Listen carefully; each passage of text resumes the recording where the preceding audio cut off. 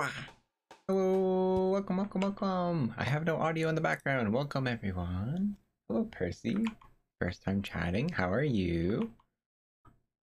It has been a little while. And I am back now. I'm back from my vacation. Today we're going to be doing a chatting stream where we talk. I'm going to share all my photos and talk about my time. I went on a big vacation on a trip all the way to the West Coast, which is something I've never done before.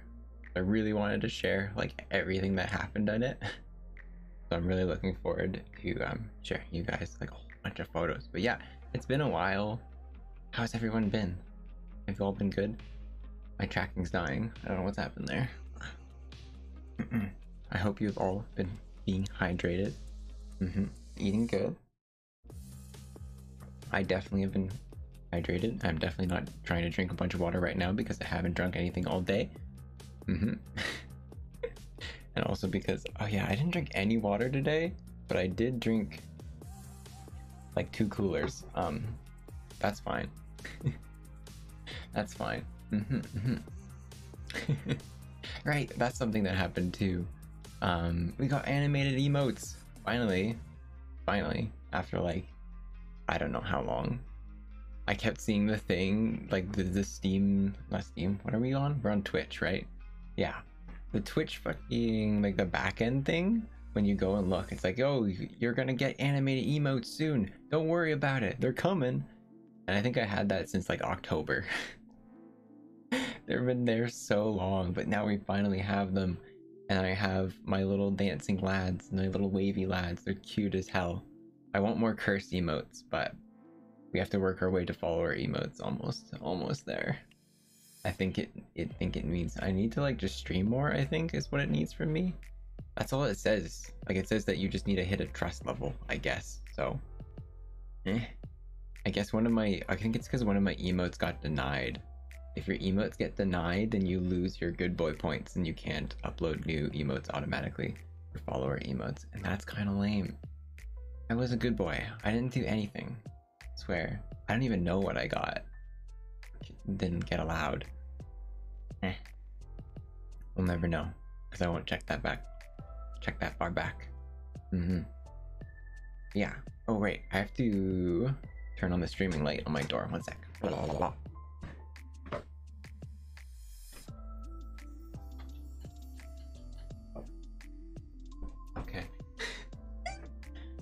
Okay, the battery died on it. Never mind, no one's gonna come in here. That's fine. That's fine. Yeah. I don't know if anyone goes on like big vacations regularly, but it's not something that I regularly do. So this was kind of like a really big thing for me. Like, I don't know the last time it was when I went on a vacation. And especially like most of the vacations I have done before this point where family, right? Family with Vin Diesel by my side. This time I went solo, so it was really different that way. So it was kind of exciting and kind of really scary. But yeah, I don't know if anyone else is like, probably everyone else is probably a lot more well-traveled than I am. I'm not a big travel person. This was something that was like crazy to me.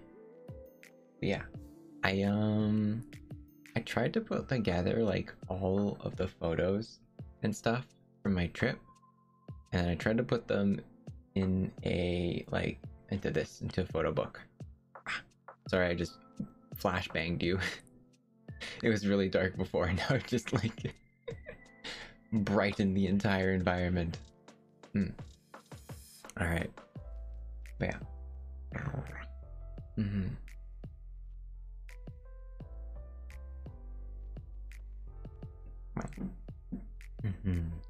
But yeah, it was also a big like winter trip. Like the whole thing I went for was to go skiing, and yeah, getting to enjoy all the wintry stuff that you can do in Canada.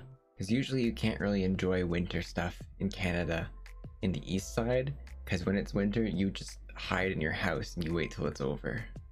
But in the west coast it seems like you can just go out and do fun things all the time. So I really wanted to see what that was all about. Mm. Yeah.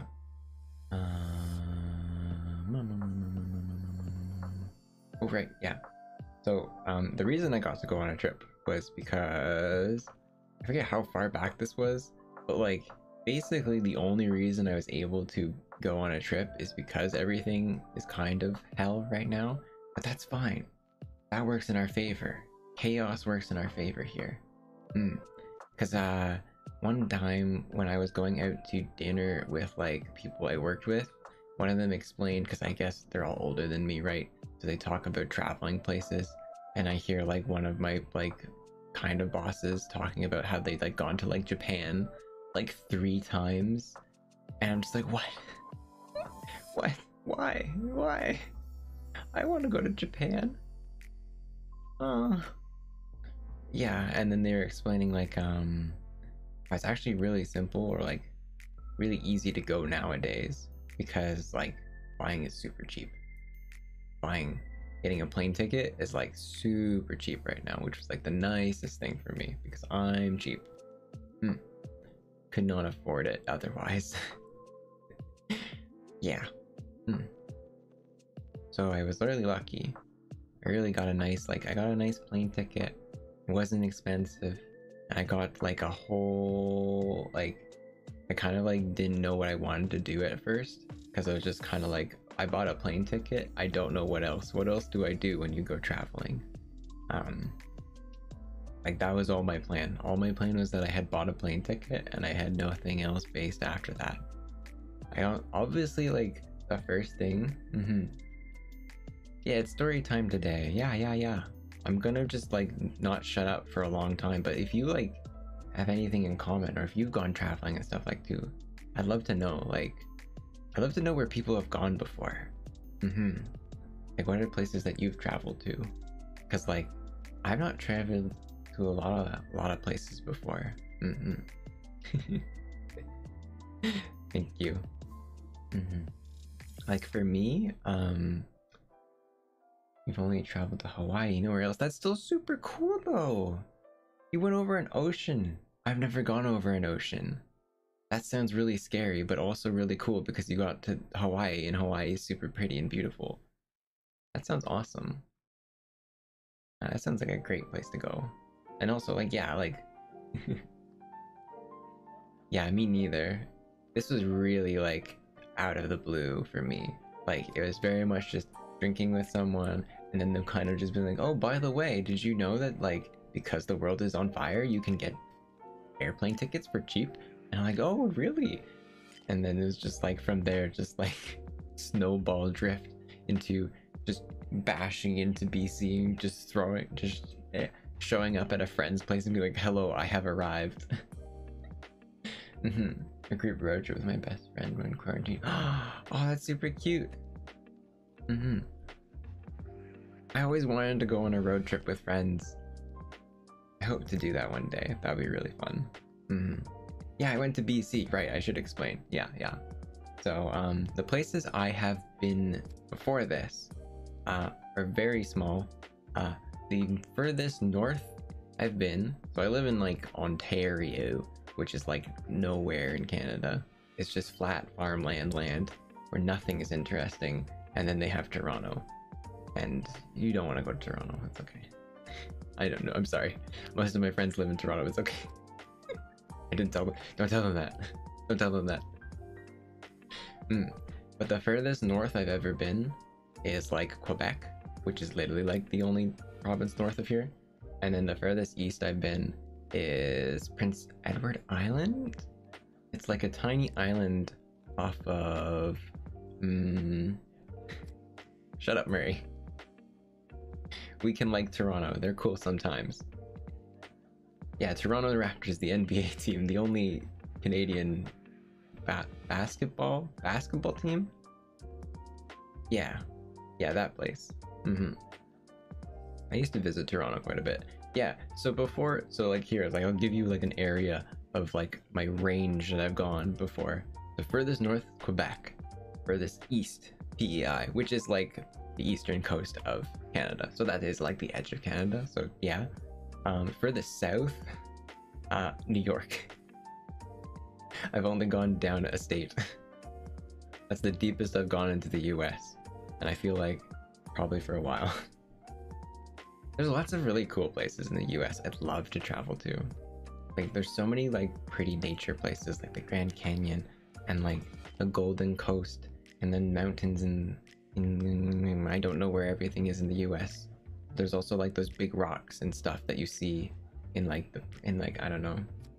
Come by Cali for the heat. Is Cali really hot? But Cali's on the West Coast. Oh. The average heat. Right. Yeah. Oh, Vega. That's okay. Thank you for lurking and thank you for the sub, Vega. I hope you have a chill lurky night. Not in comparison to Texas, right. yeah, because where'd you say Cali? Yeah, Cali's on the West Coast, so that's kind of like the same as BC. Yeah, it's good heat. Yeah, I think so. Like yeah, so the furthest west I'd ever been was Toronto. Actually Lake Erie, because I went camping once. That's as far as I've gone. So like maybe like I've not gone very far in my life ever. So I really wanted to change that because I'm old now, old and crusty. Really need to go out there and see the world. And by see the world, I mean literally just go to the other side of the country and see what's over there that I've never seen. Cause I've always loved BC. Like I've always looked at pictures of BC. I have family that lives in BC and they send me pictures of BC, and I love the mountains, and I love mountain biking, and I know how to ski. I'm literally built for living in BC, and I've always wanted to be there. And I was like, this is like the best place in my like books of like, yeah, I'm built for the mountain. Mountainous lion? No. Mountainous fox. And then yeah, I just really love that place. What are you again? Snow fox? Yeah, Arctic fox. So like maybe a little bit north, but we can come down south. There's more snow on the west coast anyway, in the mountains and stuff. It works. Trust me. I'll wear a sweater.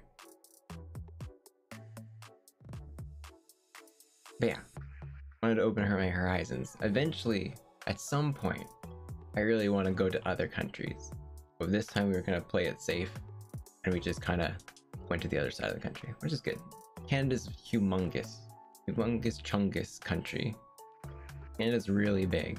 I forget if it's the biggest. No, Russia's bigger, isn't it? Kinda. It's really big. Anyway.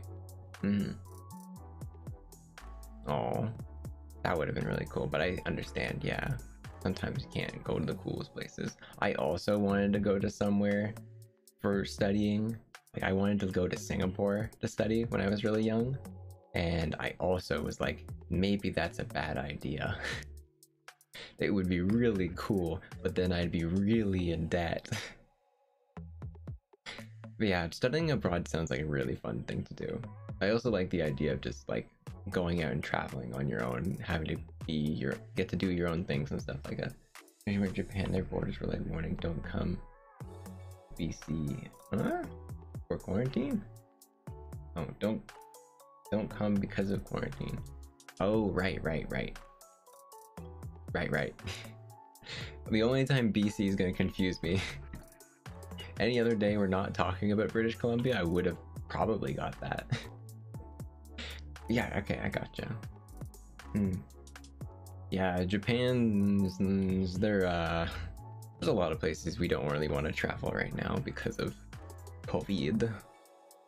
It's not great. Yeah, that was like my also worry, just going on a plane in general, like to cross the country. So like the thing with going to yeah, they're kind of like that. Yeah. So the trip to BC is the reason also why I was like, I don't really like the idea of like traveling right now, even though like I'm vaccinated and all sorts of stuff. I'll be safe, I'll be fine. Is that like the plane ride is 6 hours. It's a 6-hour plane ride to get to BC, and one way. Like, it's all, there's no layovers or anything. It was just they're just there and back. Well, not there and back, like just one straight shot. That was it. And 6 hours. It takes so long. Because I guess like I realized after someone explained it to me is that like there's prevailing winds, and I guess all wind moves east. So when you go west, it's really slow, but when you go east, it's really fast. So they should have just gone wrapped around the globe and it would have been faster, maybe. Yeah. So let me show you some of my pictures. So if you have something to procrastinate, like a movie goes by quick, that's true.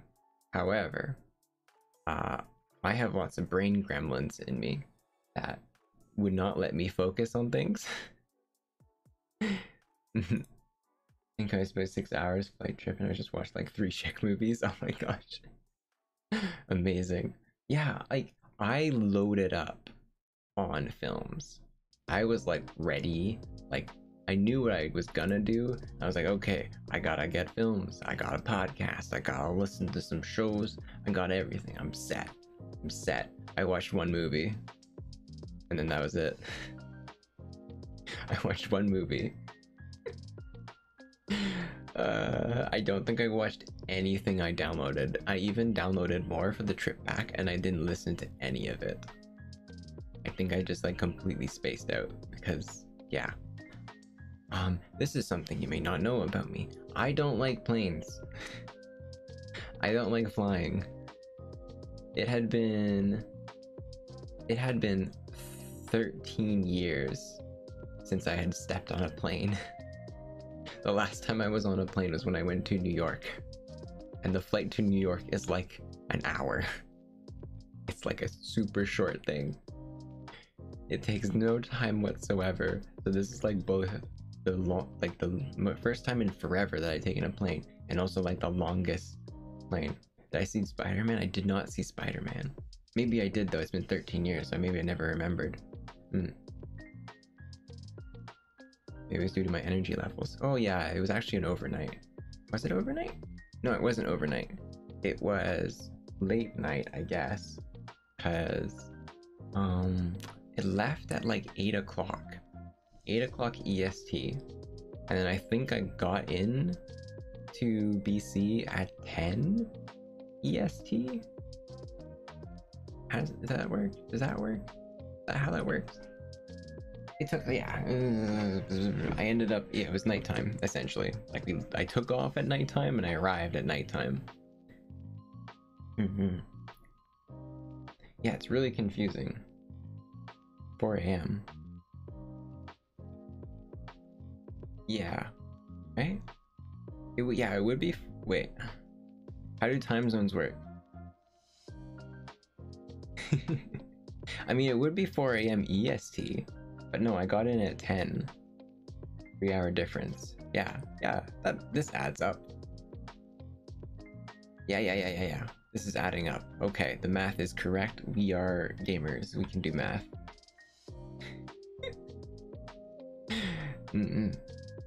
Alright. Yeah. So here. Yeah, so before we took off, I wanted to take some photos. But yeah, you can see how long it took to take off, or like just how fast the sun set. So like this was like right before boarding. So this is after I got through security. Oh right, yeah. So this is like my first time flying on my own as well.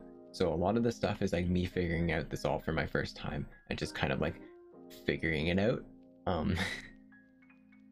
So I thought I was really well prepared. I did like everything online because I'm like a good noodle and I'm prepared, and I got like my booking pass and everything, and I was like, okay, I'm checked in, everything's good. Okay, let's show up an hour and a half early. It took me like 30 minutes to get in. Actually, probably less.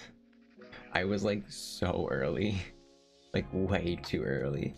And I even like when I stopped here, to take this picture, it was after I got through security, and security stopped me as well. I got stopped by security because they weren't sure what the fuck was in my bag. So some of the things I brought with me were mostly clothes, some ski stuff like goggles and like pants and stuff because I'm gonna go skiing. And then I brought a bunch of like doodads and gadgets because I wanted to bring an iPad because I needed to see my work stuff somehow, so I had to bring an iPad. And then I brought a PlayStation controller because I was gonna play some games with my friends.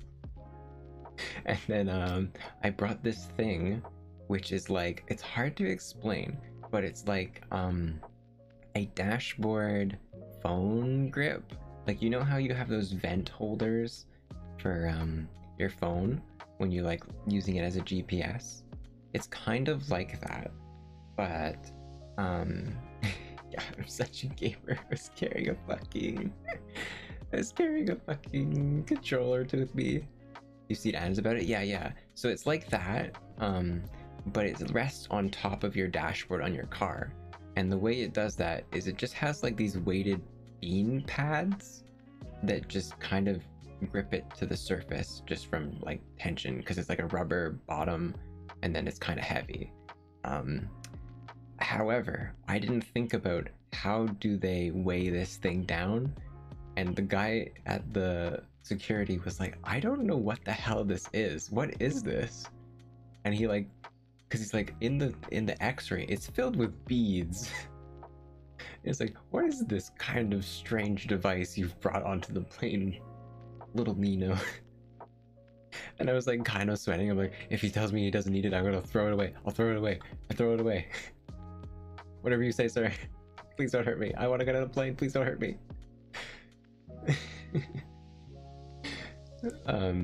But he was very nice, and I explained what it was, and he's like, oh, okay, cool. Anyway, goodbye. I'm like, okay, cool, thank you.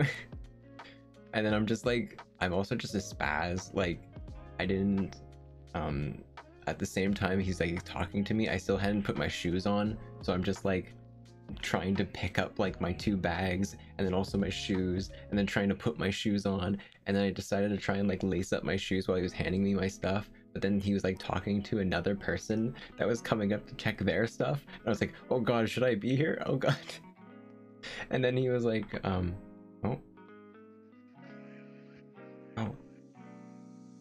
I didn't know this song was a lo-fi free to use beat. Oh, that's cool. Maybe a little bit of a panicky introvert. I don't make it clear. I don't let people know though. I'm very smooth in public. Yeah. It's just internally I'm screaming. Internally I'm like, oh god, what is happening?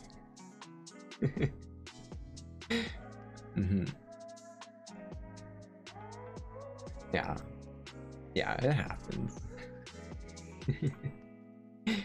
Yeah. But we got through fine. We got through unscathed, and we kept all of our loot. So we were all good. What else? Yeah.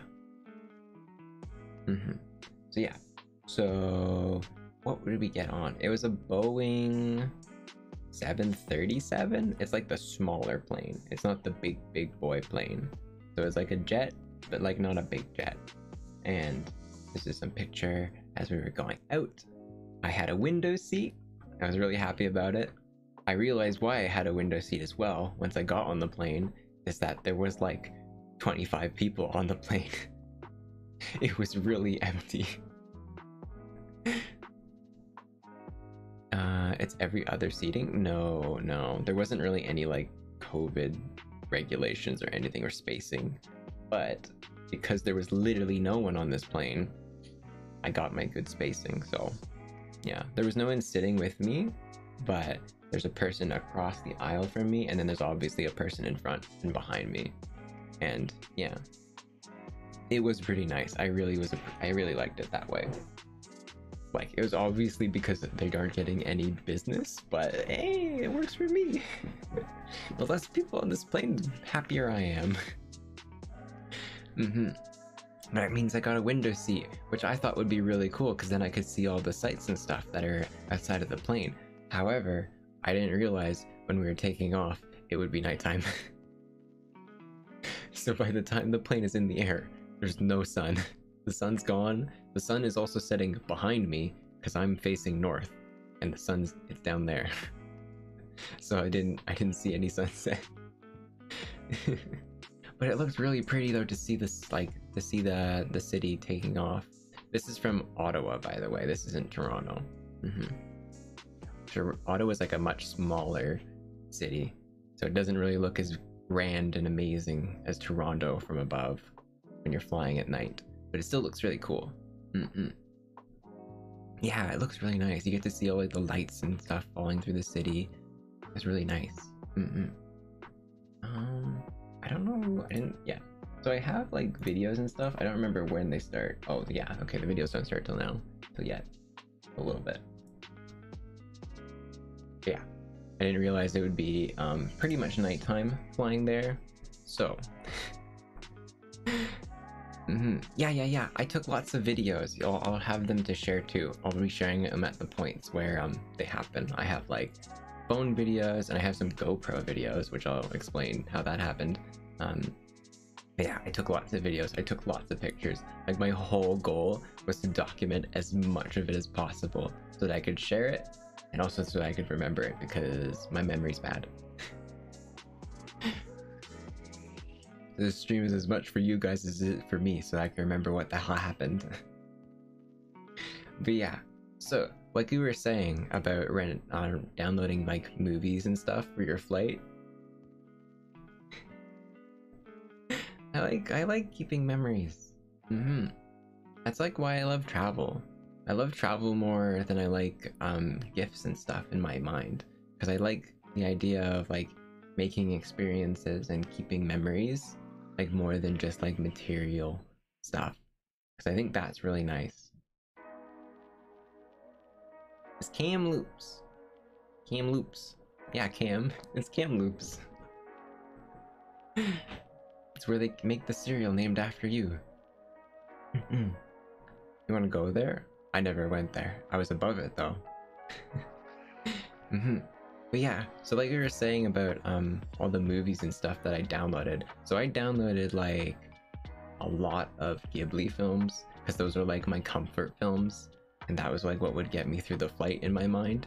So I downloaded like my favorite film and a bunch of ones that I'd never seen before, because I still have to see like a bunch of Ghibli films. So I was gonna watch that, and then I realized I wanted to watch Belle, so I downloaded Belle because I really wanted to see it. If you've never heard of Belle, it's like a recent anime movie about like a singing lady in a video game world, and it was really interesting to me, and it's been like all over the place, and like it looks so pretty, and I just wanted to know what it was about. So I downloaded Belle, and I downloaded a podcast, and I had all of that to go for the 6-hour flight. However, I think for the first like 2 hours, I was just like out of it. I just didn't really do anything. I was kind of just scared to be on a plane. It was really smooth though. Like the flying was really smooth. We never really hit any turbulence until we got over BC. Like only until we were over the Rockies. Yeah, I was a little jittery from the plane. Yeah. Being high up. Luckily it was dark though, so I really didn't have any frame of reference for how high up I was.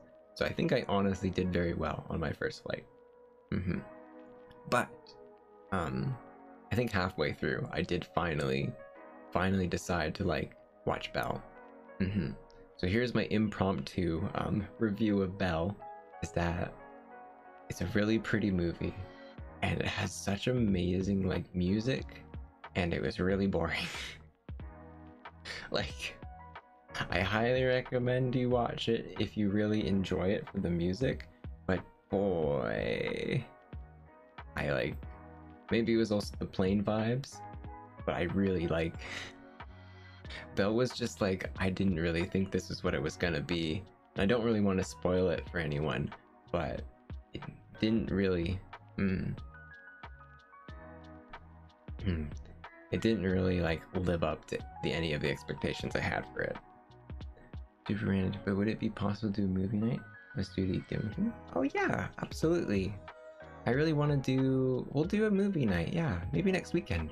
I haven't done any community nights, so maybe we'll do that. I haven't made my schedule yet, but yeah. But yeah, I watched Belle. It was okay. I feel like yeah, it was okay. It wasn't that great. It has great music though. It's very pretty. I've had some emotions, but I'm really easy at being made to felt emotions, so that's kind of just cheating for any film. Any film can make me cry, so that doesn't really work. I can't really work on the grading system. If it made me cry, it's probably above a 4.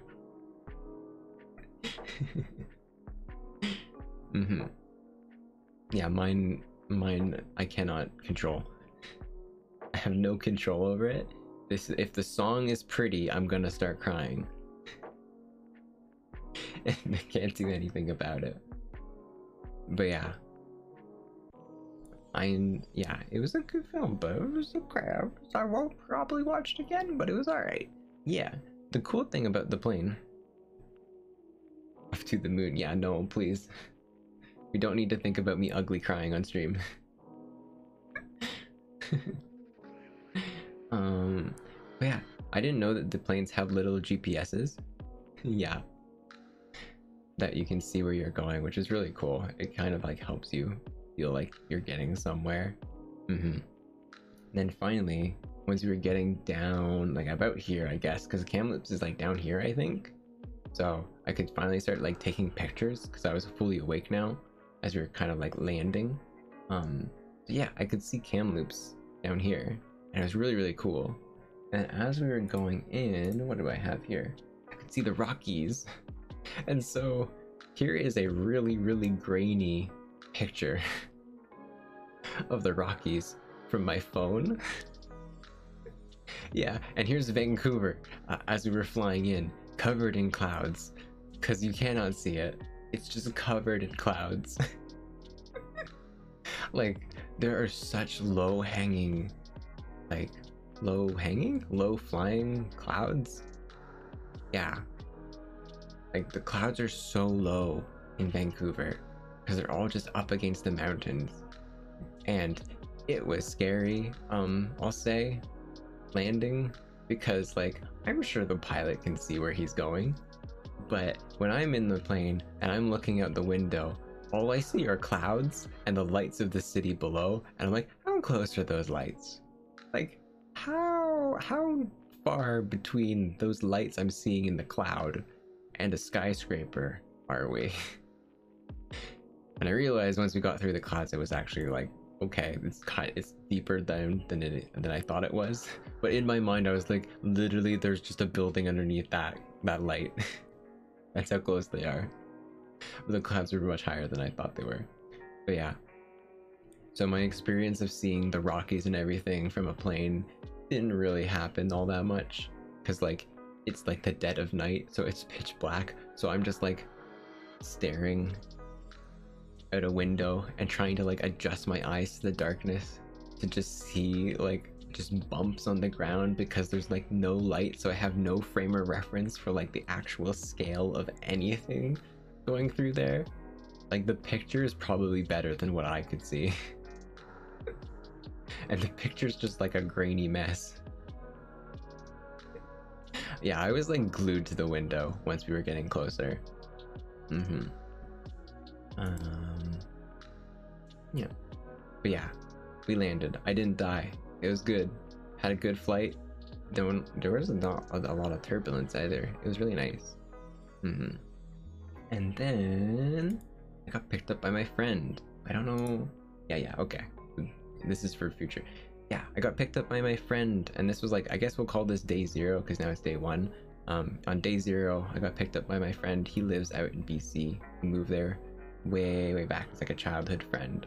And I was very, very fortunate that he let me stay with him for the week, which was really, really nice. So yeah, so then the night of day 0, I got picked up by them, and then took me home, and I basically just passed out because like it was 10 o'clock their time, and I don't think this is a thing that happened as well. I don't think I ever adjusted to the time zone. Like once. I was always going to sleep super early and waking up super early in their time. It was just like awful. But it's fine. I guess it made it be easier to adjust coming back. But yeah, video time. The first video. How long was I there? Oh, right. I should explain. Yeah. So I flew in on a Saturday. I arrived on Saturday night. And I was there from Sunday, Monday, Tuesday, Wednesday, Thursday, Friday, Saturday, Sunday. And then I flew out that Sunday night. And then I got home on Monday afternoon. Yeah, the flight back was awful, but I'll say that later. I mean, it takes like a week or so to get used to the time difference. Yeah, I was actually there for a whole week, and I don't think I got used to it. I don't think I ever felt like I was getting used to it, so that's probably fine. Yeah, I was there for like a little bit over a week. But it was all good. It was all good. Yeah. Bridge video. Okay, so for some of these videos, there's not going to be audio, mainly because there's a radio playing in the background, and I want this stream to be captured, and I don't want it to die on YouTube. So, and also some of them are for your own benefit, because there's just screaming children at some point, and I really don't need to hear that again in my life. But yeah, here's the bridge crossing. So this is, oh, why is it down there? So this is called, what's it called? This is Lionsgate Bridge? Yeah, so it's explained to me that Lionsgate Bridge, can I point at stuff? I can't really point at stuff, can I? Where's my cursor? Can you see the cursor here? No, it's behind the thing. Damn it. Anyway, okay. If you see kind of in again, thank you, I've missed you guys too. It's been a while. I took like a hella rest when I got back from my trip. I thought I would be streaming right away, but I didn't realize like how much it took out of me. But yeah, I'm glad to be back. I'll be streaming a whole bunch next week. And also Lightning reminded me that we'll probably do like some sort of community night, and maybe we'll watch like a film or something on the weekend. Yeah, I really felt it. But yeah, we're talking about my flight where I almost... Hello, Silkwood! Welcome.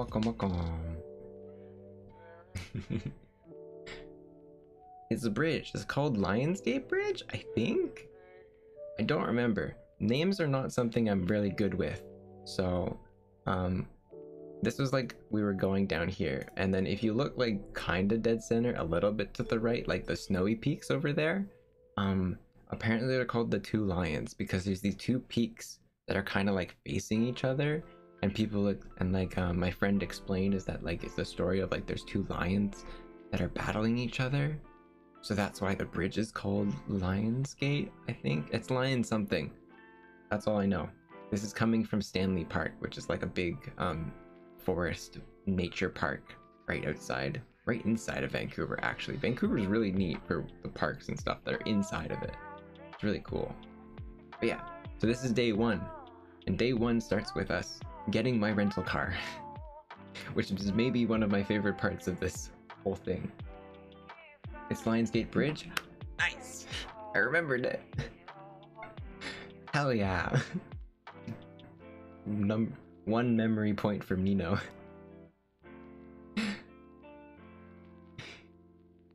Yeah, so this was on our way to go pick up my rental car.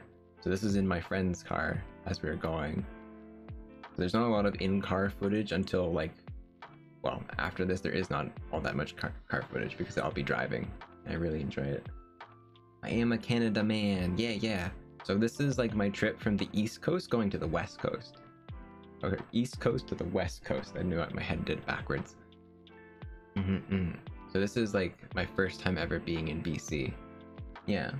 And also this is really cool too, because this is like my first time seeing the mountains. Because when we landed it was dark, so I never saw the mountains. So like how do I explain it? When you're going down, like, so my friend lives like almost in like downtown, so you really don't see the mountains when you wake up. And when you're going through downtown, you're obviously like in cities and stuff, so you don't see that just yet either. But then you go through this like nature park called Stanley Island, and it's like filled with trees and everything. You're like actually getting like that Vancouver, BC vibe, and you're like going through and it's like, oh cool, this is really cool. And this is just a park like dead center in the middle of downtown, like it's directly connected, like 2 seconds over, and you go through it and it's like this highway with like these variable lanes. They're really confusing. I definitely didn't get confused by them multiple times during my trip. But then you go up this big bridge and it opens up directly into the mountains, and it was like the coolest thing ever. And like before this, I'm just like fumbling for my phone, like, oh fuck, this is so cool, I need to record, this is so cool. But it's super cool, I love it. And like you can see like the clouds and stuff like low hanging in the it's super nice. Yeah. Yeah, I think the next picture is of my baby. My favorite thing of this trip is, oh shoot, right, the video's still there. Is the car. Because of course I'm the person that likes the car I got. I really like this car. So originally there's a story behind him too, because our meeting was by chance. Yeah, I'm drinking sangria. Yeah, it's Subaru. We're safe with Subaru. They'll keep us safe. So the story behind this is actually like, I wasn't meant to have this car originally. This car just became my car, and it was super fun. You know, I had that Subaru's all isn't only the VTuber but also a car brand. Yeah, and also a character in an anime. I think like, yeah. Subaru goes around. But yeah, so originally I rented a car. So I was originally supposed to have like a Toyota Camry because I was like really cheap and I didn't really want to spend a lot of money, because when I was like looking at things, I was like budgeting like my travel and everything. Like I already had my plane tickets. Those weren't too bad. I was pretty okay with that. And then I looked at like the car rental prices, and the car rental prices would have been more expensive than my plane ticket.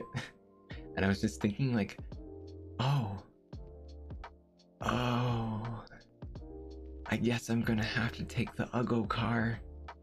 I'm gonna have to take the basic NPC Camry car. So that's what originally I paid for. However, when I got to the rental place, they were like, hello, what's your name? Cool, thank you. Okay, we'll get your, oh, thank you for the stretch. Are you a lesbian? I wasn't drinking sangria when I was driving the car, okay? Listen.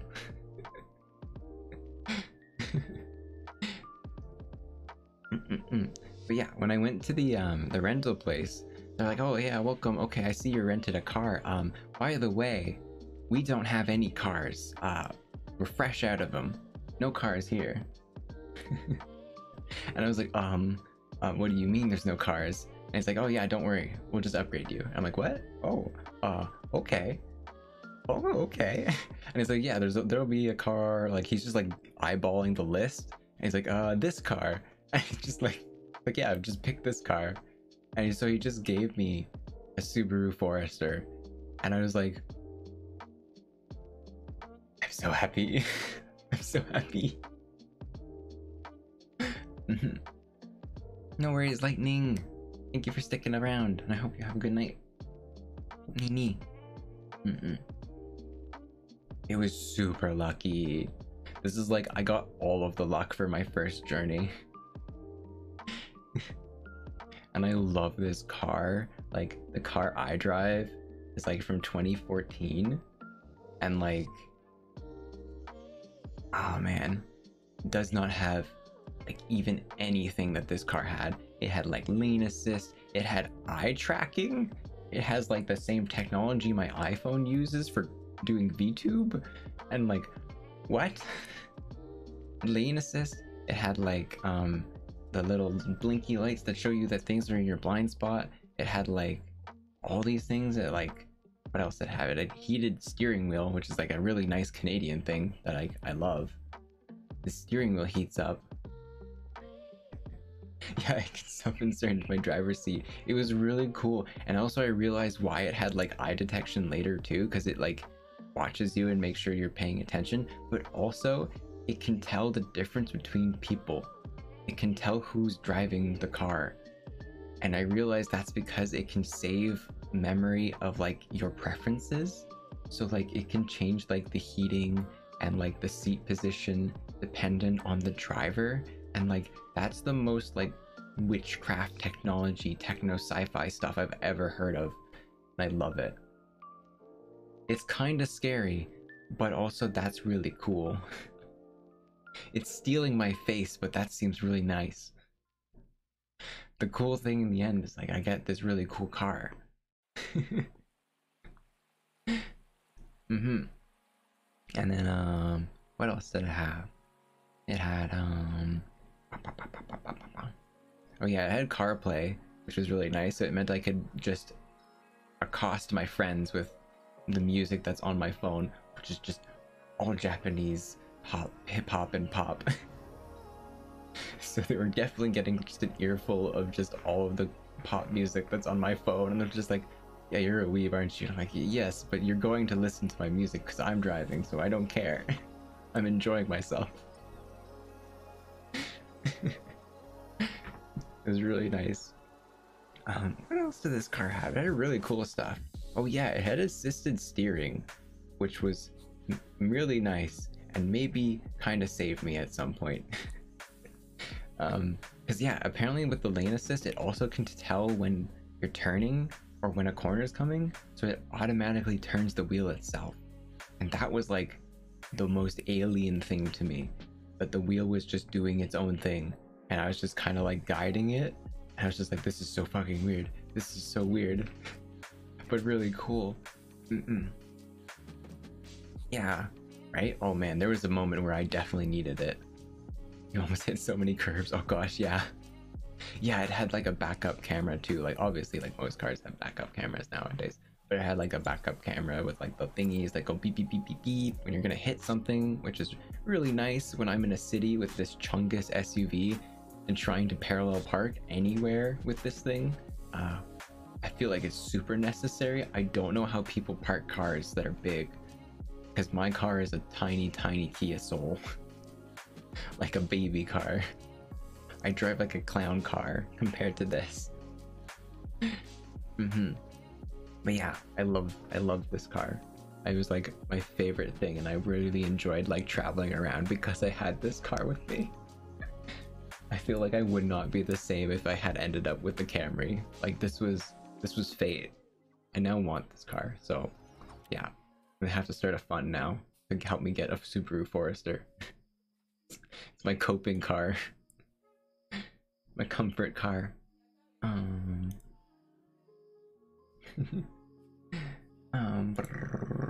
What happened next? Oh yeah, right. Go fund me for a Subaru. Hell yeah.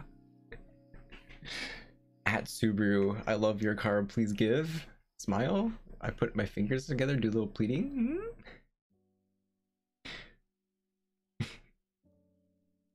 I can has Subaru sponsor.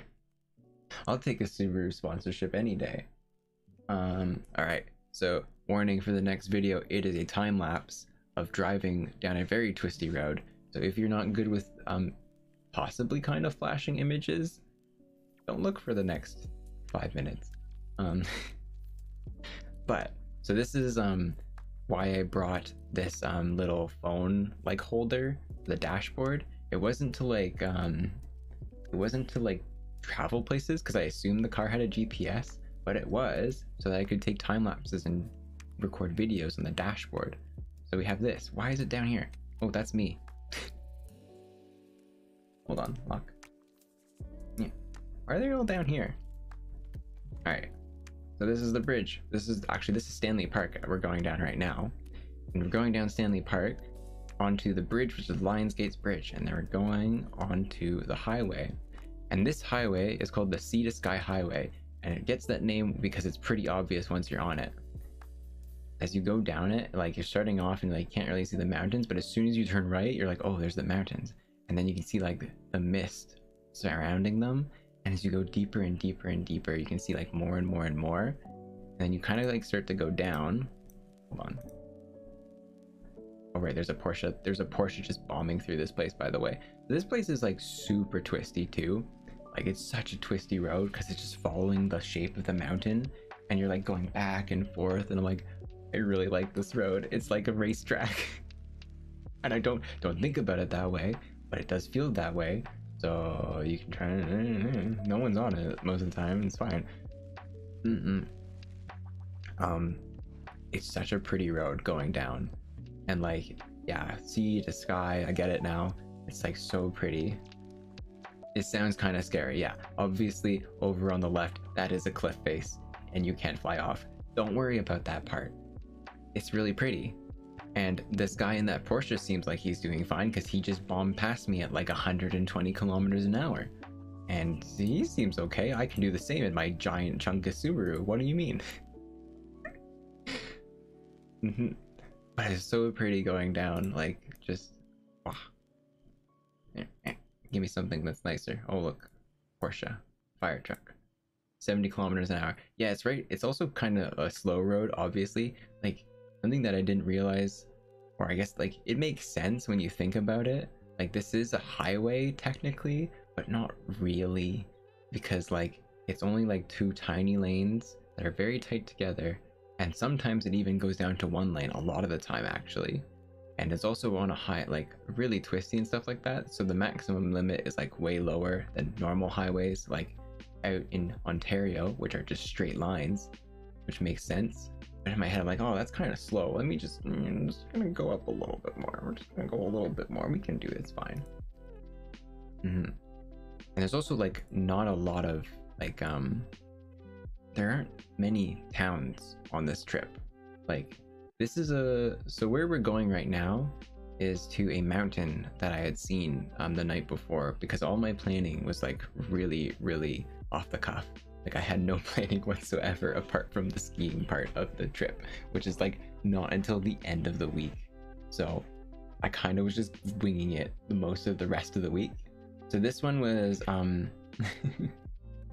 so this one was the only one where me and my friend could go together, because the one thing was that I came for a full week and my friends were prepared to hang out with me, but only in the evenings and only on like one day for Friday, because they could take that day off to go skiing, because most of them still worked and I was there on my off because I had actually taken vacation for this, so I could go and do stuff, but they were all working. But this was on Sunday, so my one friend could come with me to go one place, and so we decided to go to this mountain that he'd never been to before.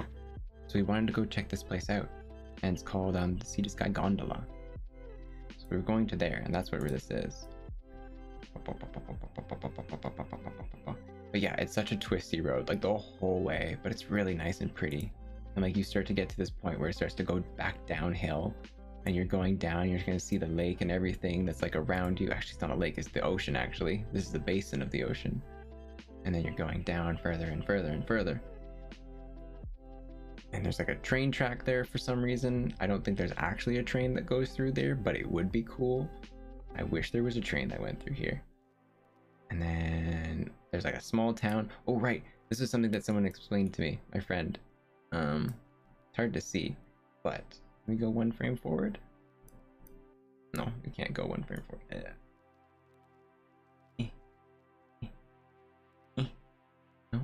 No.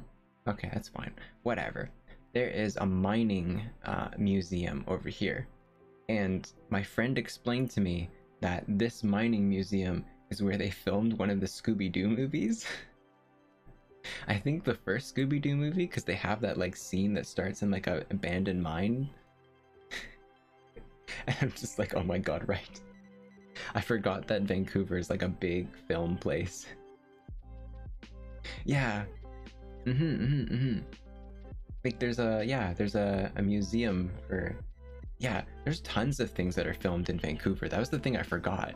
Like Deadpool was filmed in Vancouver, I think, or Toronto.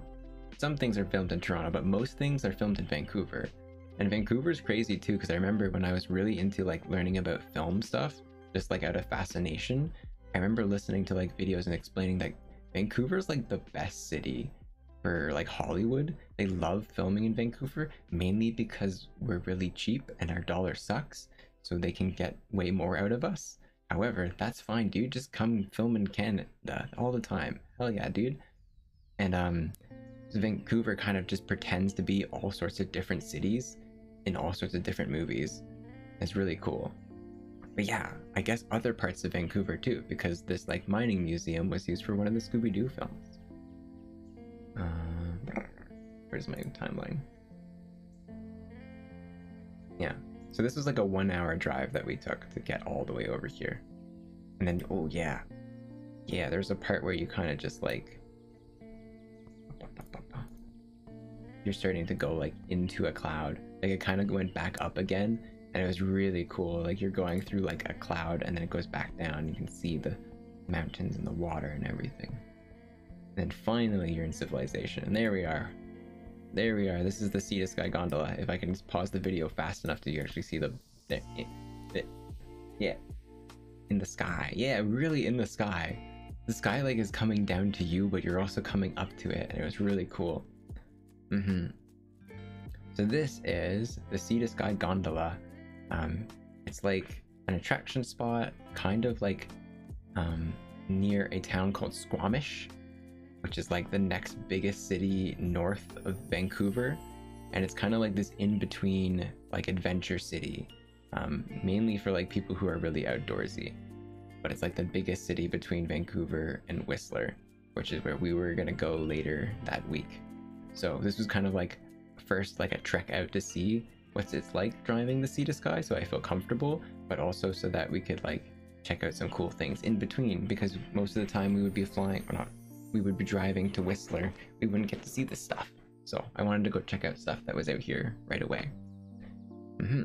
So what this place is for, it's like taking you up a gondola that takes you to like a viewpoint of the mountain.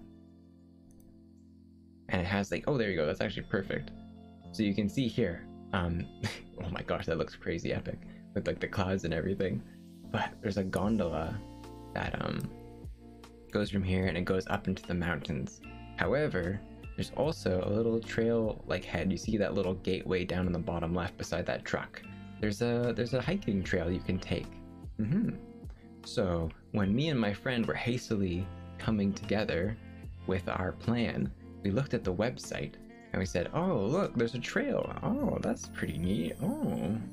And we looked as well and it's like, oh hey, it costs like $50 to take that gondola. However, if you hike all the way up, it only costs $14 to take the ticket down, because they need to sell you a ticket to get down, or otherwise you'll be stuck there and stranded. So we're like, yeah, we could do that. And my friend's like, oh yeah, it's only like a 4 to 5 hour hike. And he thought 4 to 5 hours both ways. However, what it actually meant was 4 to 5 hours climbing up for 4 hours. And like, it's January right now, and you can see at the bottom of the mountain there's already snow. And the plan was originally to just climb it, just climb up this mountain, which you can see from the gondola is kind of steep, just a little bit, just a teensy little bit steep. So that was an attempt we were going to make, and I'll explain how that went. Where's my picture? Yeah, there's the 2 ways up, just a smidge steep. So you can see over here, yeah, this is when we're going out. You can see the trailhead, and you can see like the gondolas going up. And in our heads, you can see the gondolas going up to this peak, right? And so we're like, oh, that's not that far. We can make it there. That's no problem. 4 to 5 hours. They're probably saying 4 to 5 hours for like someone who's inexperienced and like, you know, not fit. Unlike us, people who is an editor at home, and me who is an editor at home. Yeah, we're pretty fit. We can do this. People that work on our computers all day at home. We got this. So that was the plan. It was to climb up here, and as you can see, it's kind of getting a bit snowy as we are going. Yeah, the foreshadowing is a little heavy, isn't it? But as we were going up, you can see it's getting a little bit snowy. It's a teensy little bit snowy. And yeah, that's fine. We can handle a bit of snow. I have boots. My boots are kind of hefty. My friend has these Nike running shoes that he air quotes says are hiking boots. It says it on the box, he says. They look like those mesh running shoes, and I do not believe him. But he's going anyway, so you know, here he goes. But there's a really cool, it was nice that we did go up there though, because we got to see some nice things, like this waterfall. If I can, it does not sound like hiking shoes, I know. Why is everything down here? What happened? Did I move the media thingy by accident? I don't know. Yeah. There's this really pretty waterfall that's going like up, but you can see from the waterfall how steep that is, right? Hi Nova. Yeah, it's really pretty. But yeah, so this is like a little bit up that mountain you could already see before, up that blah, blah, blah, up the stair path up here. It's like pretty much where that guy's standing, actually.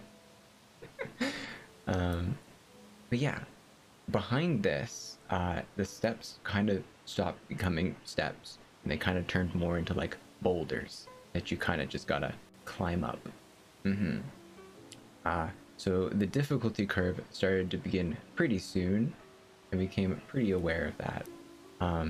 But at first we're like, oh, that's fine, it's just big steps, we can just take our time, it'll be fine.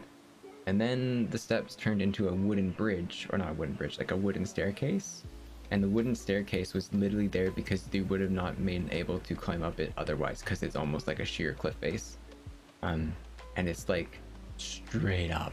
It's like you're just looking like that far up, and you're like, oh, I see now. I see that it's steep. And it was like really, really steep. And like, yeah, I don't think we were gonna make it. And like, I was already kind of like throwing the bag in, the towel in. As we were going up, I was just like looking for an opportunity to be like, hey man, I don't think this is a good idea. I don't think this is a great idea. So maybe we should just cut our losses and pay for something. However, we kept going for a little bit, and we got up the first set of stairs, and I was like, okay, that's fine. And then I waited for my friend. Also, the stairs, each of the steps had ice on them in like a rounded shape, so you couldn't really put your feet down on the steps without kind of sliding. So you had to really, really brace yourself, and it was kind of a time. We did survive. However, when we got past the stairs, I was like standing on a little piece of rock like this, and my friend was coming up behind me, and he slipped. And he slipped, and luckily he fell forward, and he dropped down onto his chest. However, he had a little like water bottle on the side of his backpack, and the water bottle just popped out, because it's just like in a sleeve. It wasn't like held down by anything, and it popped out of the sleeve, and I just watched, and he watched, as the water bottle just pops out and it just tumbles down the mountain. And it's just like, yeah, so we're gonna go back now.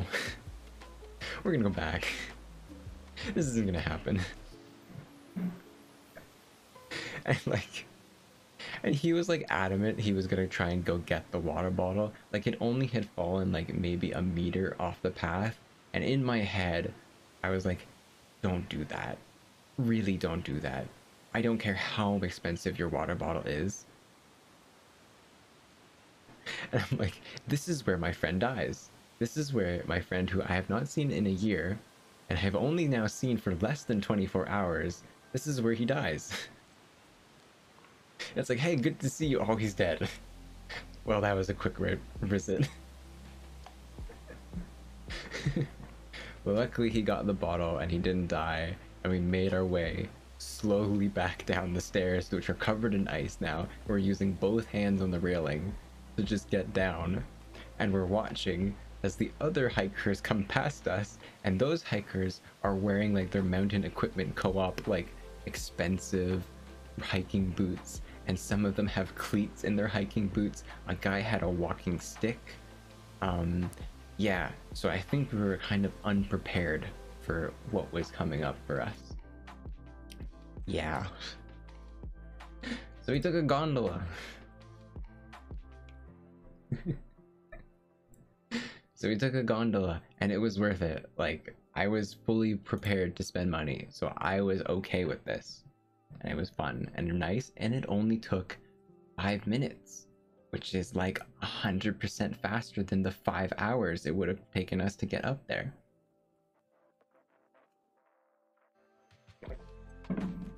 Can't drive up the mountain like GTA. I feel like even in GTA, this mountain would be too steep.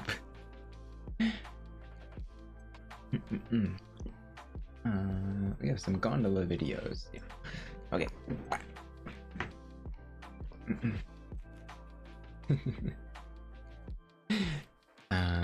Right.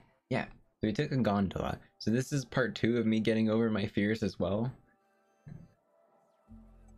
This is part 2 of me getting over my fears. So I don't love the idea of not being on the earth and like not grounded on the ground and stuff like that. So chairlifts and big suspended boxes above the earth aren't my jam. However, I don't want to climb a mountain for 5 hours, so we're going up. And so this was like me taking pictures from inside the gondola of all the stuff that was around us. So there's this mountain on the left, and this mountain's called the Chief, I think, this one. It's really neat. I think my friend said he had hiked to it before. I assume that was in the summer, because that's what I'm assuming where most of his confidence came from, was that he had hiked in the summer, which I bet is a little bit easier when there's not snow and ice there trying to kill you. And then this was like the lake, not lake, I keep calling it the lake, but it's actually like literally the ocean's out here. But yeah, that's like the view back, and that's like the Sea to Sky Highway kind of trailing out that way. And it was really, really pretty. And then I took like a couple of videos as we were going back, or we were going up. And why is it down there? What happened to my videos? They're all here for some reason. Yeah, here's us going up right away. So like leaving, and it's just me just being like, yeah, this is fine. Don't panic. This is fine. I'm fine. It's fine. There's my car.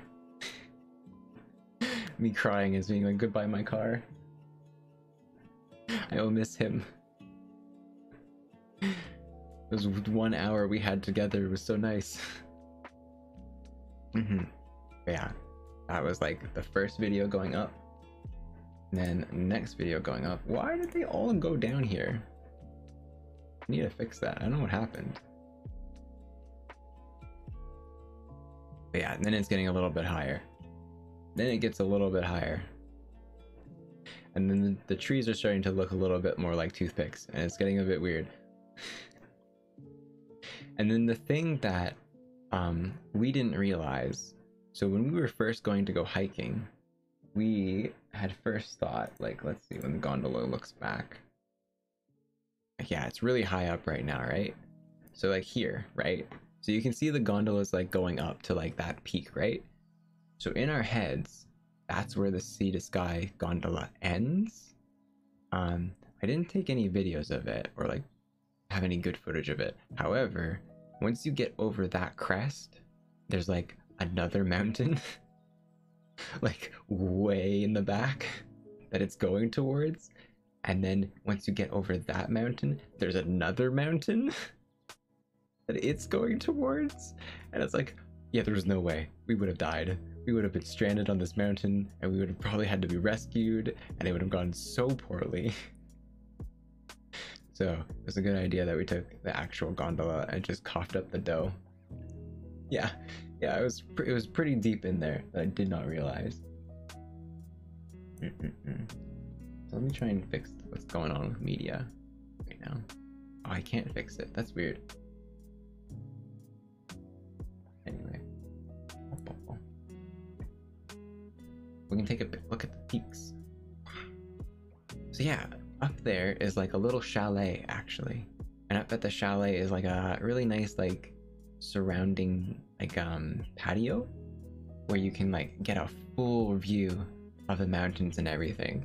So super pretty. Like you can just see all the way around you, and like you can see even more to the right as well, but like there's like more mountains, and there's even the city of Squamish as well to the right that I took some pictures of. It was really pretty. And also there were trails here. There were trails here as well that we could walk. Like you could get your exercise and also not die. So like it was a win-win. Because there's like little trails that go like around the edges of the mountain, and they take you to different little vistas where you can take photos and stuff like that, and it was really nice.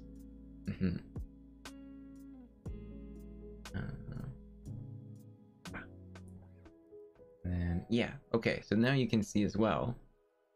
So over here, yeah, right, you get some workout. You get a workout now, but you don't have to die from, you know, climbing for 5 hours. You're only climbing like little crests and stuff like that. Stuff that like the old ladies that I saw that were just like on their vacation were doing just fine climbing. But yeah, here you can see are the two peaks. Now we're on the other side of them.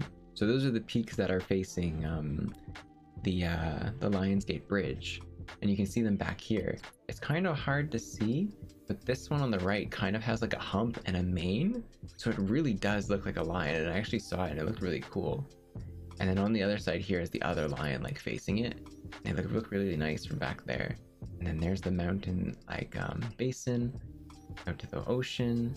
There's also this like rope bridge that I was too scared to hold my phone on going across, so I took a picture once I got to the other side because I was so afraid of just dropping my phone into an abyss. So I took a picture on the other side where it was really pretty. And then on the bottom here, this is Squamish. You can't really see it, but like there's a little town here and there's like some development down there. It's actually like a really small town. Like in my head, I thought it was like a pretty big town because like everyone talks about it as like the place to go if you're like really outdoorsy and stuff like that. It's really small. It was actually kind of small, but it looked really pretty from up here. And then, yeah. Oh yeah, there was a, right? I've actually, yeah, high key, I always wanted to go to Squamish to like live, because like I really like outdoorsy stuff. But then I like kind of thought again, because I was like, do they get internet there? Kind of need that. I kind of need that though. Yeah, mountain hamburger. Yeah, we gotta climb a mountain, but we're gonna do it in style. So the chalet has a restaurant in it, and it was so nice, like really nice. I was not expecting it to be like this nice. And like my friend was like, he's like skimping out. He's just like, yeah, I'll just get a coffee and we'll go back home after and I'll get food. I'm like, yeah, dude, I'm here to just blow holes in my wallet. So let's go. Give me a burger, hamburger, please.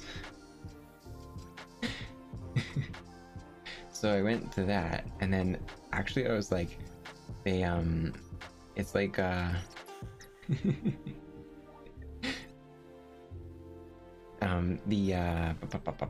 not the restaurant, but like the place you order from was like really cool because you could see the chefs and you're actually ordering directly from the chefs that are making it for you. So as they make it, you're just like, kind of watching them, which is really neat because oh my god, the guy who made my fries made them so cool, and I just like kept staring at him, and I'm sorry I stared at him so long, but like he had so much like swagger, and like everything about him was so cool how he made fries. Because he did like the Salt Bay thing. He did the thing where like he takes like one of the hands and he's like yeah, shut up so quick. That's just aggro. Yeah, because he did like the Salt Bay thing. So like he took the fries out of the pan and he put them in a bowl, and then he did like the Salt Bay thing and like dropped the salt in them, and then he like tossed them, and they were like flying up, and there's like big coarse salt flying in the air. I was just like, this is the coolest thing ever. This guy's so cool. Imagine being a chef on a mountain. And the fries were very good. I do think they were great. They were really good. And the burger was really good, and I loved it. Let me think. Yeah, he probably was sexy. Yeah, there was a few good-looking chefs there. I can agree. Yeah.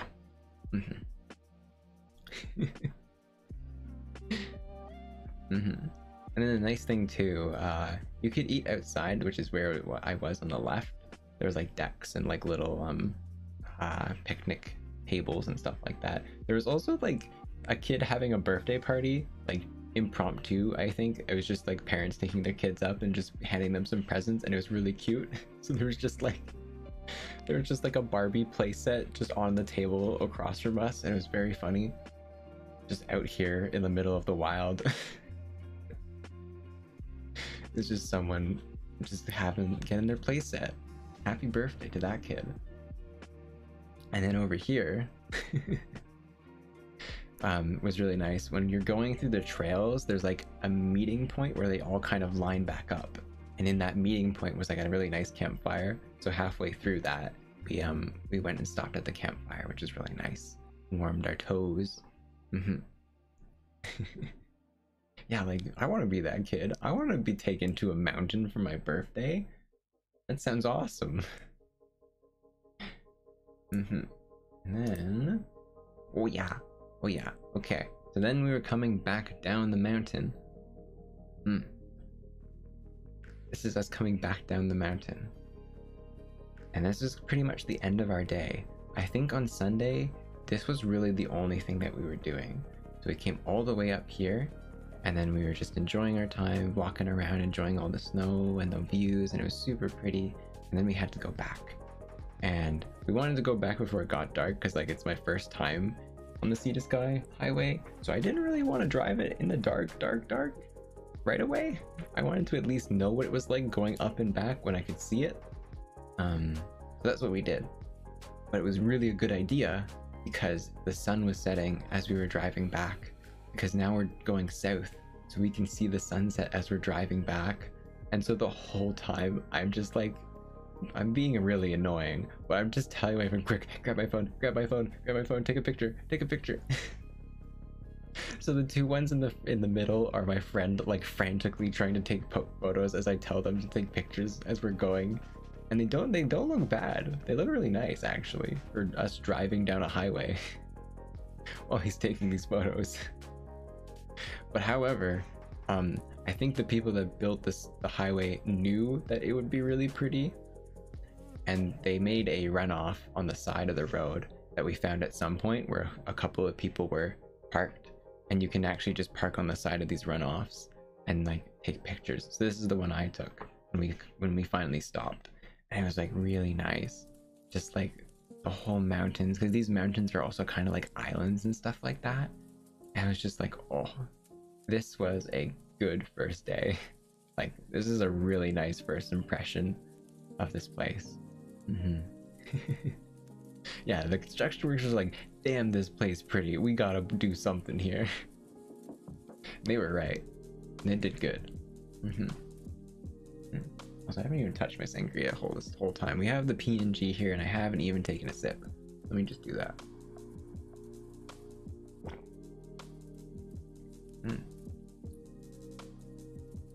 I made sangria today as well. I just felt like it.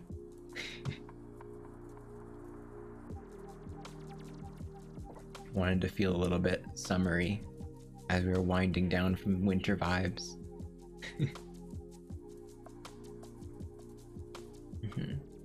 What's sangria?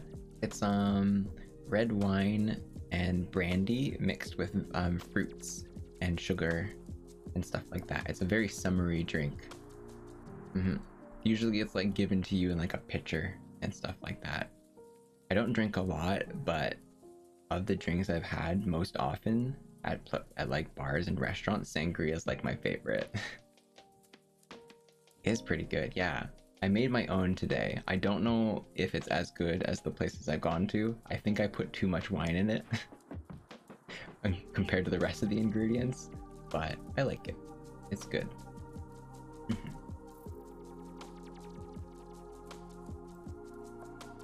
But yeah, so this was the end of day 1.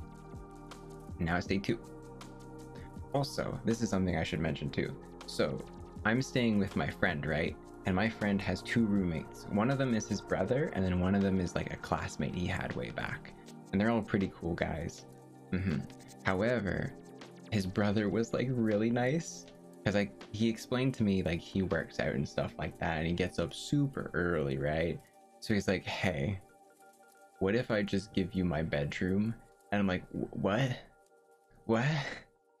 He's like, yeah, I'll sleep on the couch downstairs and you can have my bedroom. Because he's like, oh, I'll wake up early and I'm gonna make food and stuff like that, so I don't want to wake you up. And I'm like, oh, thank you. So very nicely, my friend's brother gave me his bedroom, so I got like a full-size bed the whole week I was there, and it was really nice. Yeah, I didn't want to tell him though that I was waking up at the exact same time he was, because I was like jet lagged still. You didn't need to know that. It was very sweet, and I very much appreciated the soft bed.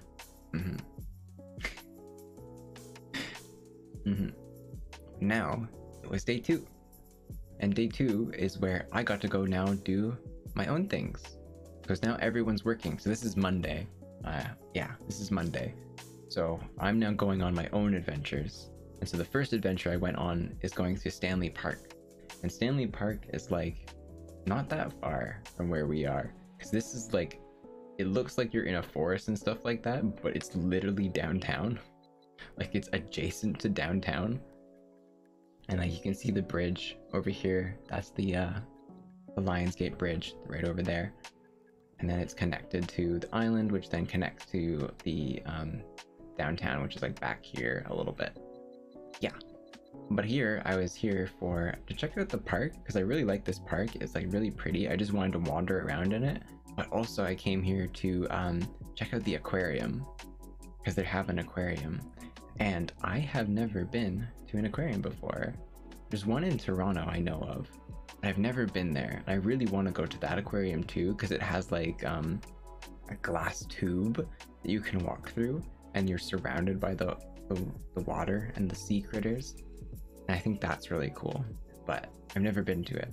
So this was like my first time being in an aquarium, and I really, really, really wanted to see what it was like.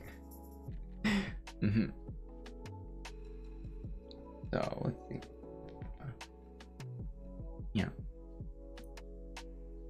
But obviously the first thing I went and did is I looked at frogs. The Toronto Aquarium is nice. Ooh, yeah. I did want to go one day. But yeah. So instead of looking at fish first, yeah, there's an axolotl.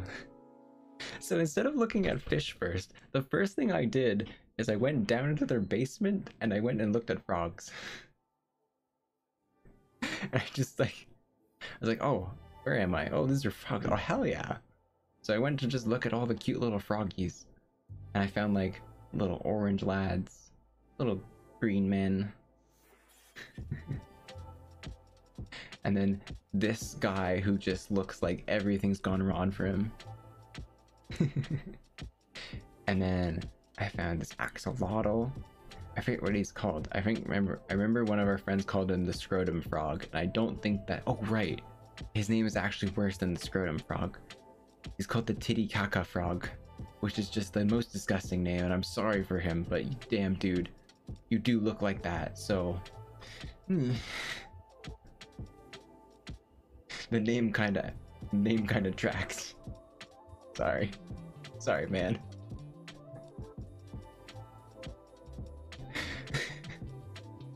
The scientists really had it out for this one. There's an actual place with that name? Yeah, I think they're all actually from that place. Like, I think we have a friend who's really into frogs, and they explained that it's from like a lake, Titicaca, which I'm sure means something in a language. But I don't know that language, and that name sounds hilarious, and I'm sorry. And then, really, yeah. I'm a 5-year-old, okay? And then there was this frog that I found, and he's just a crab. Hi, Taro. Yeah, it's vacation time. It's vacation chatting day. I'm showing everyone the frogs I met at the aquarium. However, this frog just decided to be a crab. Like, he literally has like a hard shell on his head. Like, he's just becoming a crab, as all should become. The end of evolution is becoming a crab. That's it. That's the peak. Yeah. We saw lots of crabs. I mean, we saw lots of frogs and one frog crab. You're trying to be like that frog, not gonna lie. Everyone should try to be like the crab frog. And then we found fish. But I took pictures of the ugliest ones because I love them. Well, I guess the starfish. He's not ugly. He's just small. And I liked him because he's like a cool color. And then there is this like little turtle guy who has like this little nose. Look at his like little tiny like snoot. He's just like sniffing. He's just sniffing the sand as he goes. He was super adorable, but I'm like, damn, dude, your nose is just really weird. Yeah, okay, that's the other thing. Yeah, this fish, is just an affront to nature. His mouth is sideways, like, but it's shaped in the way that you'd normally think it should be. And his eyes are all on one side of his face because he swims sideways with his bottom down. And like, what they usually do, these guys hide in the sand. So like you can see on the top here, he's kind of like submerged in sand, and that's why his eyes are up here, so that he can look over the sand. And I don't know how he swims normally. Maybe it's a mudfish, but our mudfish, like, I thought mudfish are like skinnier. This one's like fat and flat. Actually, let me look that up. Let me look what a mudfish looks like. Maybe I'm not right. Mudfish, what do you look like? It was not a mudfish, if these Google image results are correct. Yeah, he's really weird. They're really weird, guys. Just trying to grow old and fat. Yeah, welcome, wizard. Man, just be sucking sand. And yeah, I took some videos. I don't remember what all of them are. Let's see. What else what are the pictures so far? Let's look at the pictures so far. Oh, wait, that took us back. Whoa. Hold on. Oh, what's happening? Oh. Okay, I'm messing things up. That's fine. Okay, we can look at the videos. Aquariums are really cool. Yeah, I agree. This was the first one I'd ever been to, so I was really excited to see stuff. The one thing, and you're gonna realize now when I show you all these videos, and they're all muted, I didn't realize there'd be a lot of kids. And I should have realized that, but also in my brain I was like, it's 9 AM on a Monday, why would there be kids? But oh my god, there were so many kids. There were so many children. And I'm just here by myself. But whatever. I just wish I had like music or something so I could just like chill and vibe and not hear all the children, but I just kind of blocked it out. Yeah, right? Ew, kids. Okay, why are my videos back here? But yeah, so this was immediately after the frog zone, is that there's this really big basin with all these like fish kind of just vibing around. It's really cool. And there's just like, yeah, these boys are thick, by the way. Like, these guys are huge, the red ones. And then there's that really cool one in the back that's like really long. I don't know what any fish are, by the way. I don't know what fish are. They're just like, there's a big boy, he's cool. I like this one. Oh great, that's the one in the back. Yeah, that's the long boy. But the big red ones are just like absolutely like the fattest fish I'd ever seen. Like they're just big chunguses. And then after that, there was my favorites, which are the jellyfish. There's the jellyfish. And the jellyfish are like, they're so pretty. I love jellyfish. Because they're just like the most soothing thing to look at. They are literally just wallpaper engine animal. They just kind of vibing. They're so cute.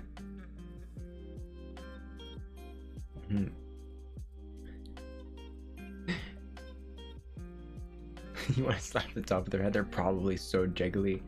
They're probably so jiggly. Just look at them. They were just horrible. I also didn't realize you want that as your wallpaper. I'm sure they're... Oh, this was another thing I was talking to you about, Nova. I think this one or another one is literally like a stock photo I've seen before, or like stock footage I've seen before. There's literally stock footage of purple jellyfish in like a blue tank, and it's on Pexels or Unsplash, whichever one has videos, and it's literally just like a free to use like video. And I've seen it before because I once wanted to use it for like branding. Yeah, I wanted to mention that. Yeah. I wanted to use like jellyfish as like a part of my office, not Unsplash. Okay, probably Pexels then. But yeah, it's literally just like, I think it's exactly these jellyfish, or like the ones of next to them. And it's just like, oh my god, I found the stock footage jellyfish. They're real.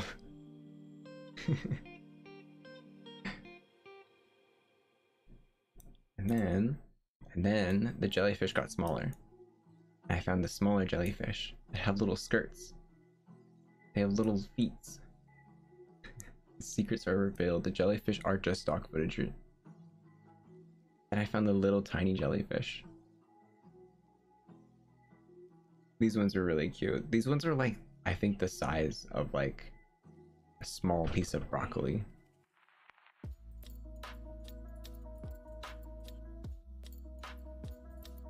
Yeah, these ones are really cute. They have like little frilly bits on their legs. I don't know what they are. They're little leggies.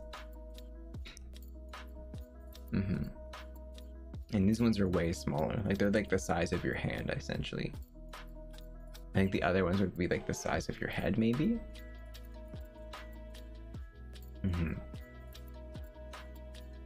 However, next up from them, and you're gonna hear, we're gonna see my hand now, because I need to put it into the shot for scale, is the next set of jellyfish. And look at them. Look at these little guys.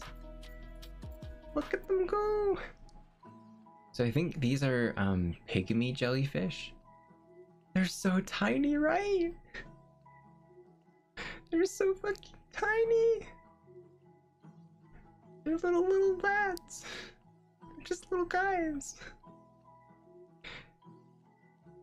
They're so small. They would be so cute in a tank.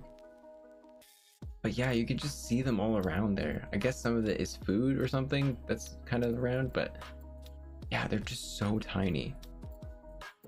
It's amazing. I don't think they're bioluminescent though. That's why there's a light in this one.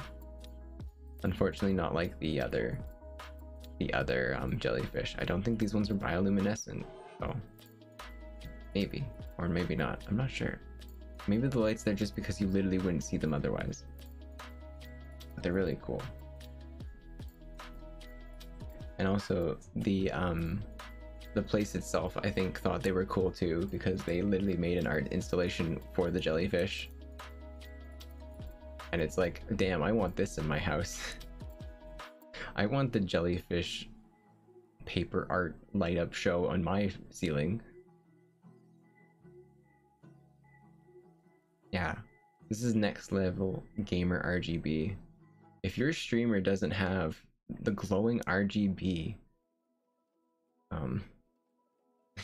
Fuck, I forgot the name of what these things are called.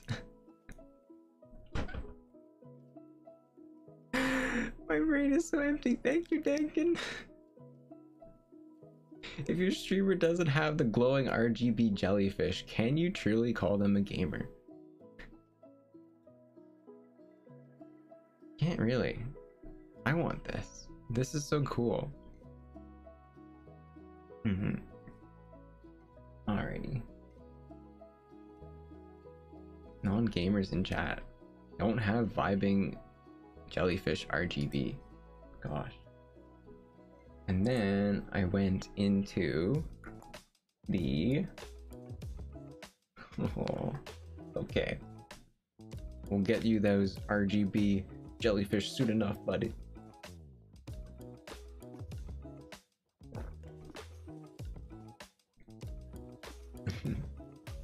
So then I went into, I think that was the Atlantic Canada section. So those are mostly Atlantic Canada fish. Then I went into the tropical section where stuff gets to be a little bit more weird. This is where I met the vibing fish. He's just doing this. I just found this guy and he's just doing laps. Is it dory? I think we'll find other dory fish in a second. I'm not sure if this is the same one though. But this guy, he's just zooming. He's just zooming back and forth. He's just doing laps. Everyone else is just like enjoying their environment. And he's just kind of like... He's training. He's training to get out and just start throwing hands. Throwing fish hands. Yes. He's filled with speed. That fish do be running. Oh yeah, actually the next video is the dory fish. Yeah, that's the dory fish. That's where the yellow goes. And of course, they know what's up. They have the other Merlin fish as well. They know what's up. They know what they're doing. They put them together, obviously. I feel like maybe it's because they do like naturally end up together. Maybe that's also the case. I don't know if Finding Nemo has, it probably does have some sort of biology background for why these two fish are the ones that end up together. They do be cute together. And they have the anemone. The anemone. The anemone. The anemone spotted.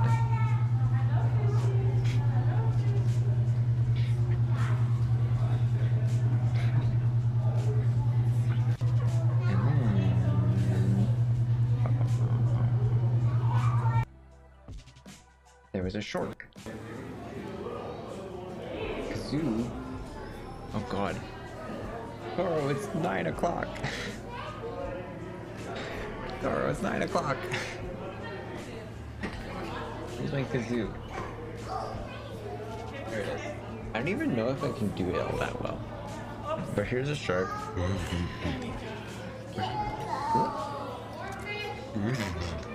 Is that TV? It's almost TV.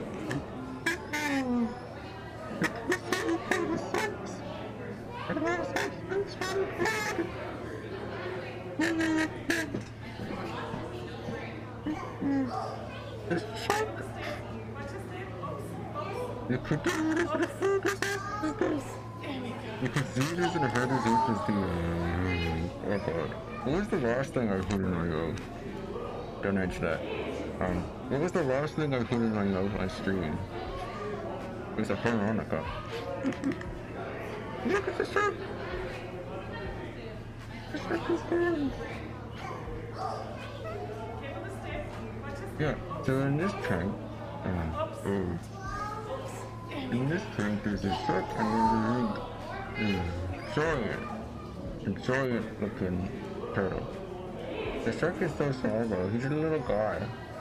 He's just a little guy. And someone explained to me that sharks have to always get eating as well. Because he's just kind of always just kind of chewing. Okay.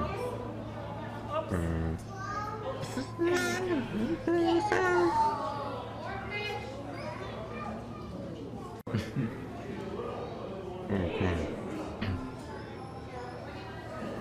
Oh wow, even this one is hard to hold well because of that. I was breakfast. I was breakfast is finishing the boat. And then, after all the cool stuff, there was a rainforest. A rainforest thing. And I'm in like a winter coat right now in this, so the rainforest is like super good. It's really good. Okay. The rainforest is like super humid.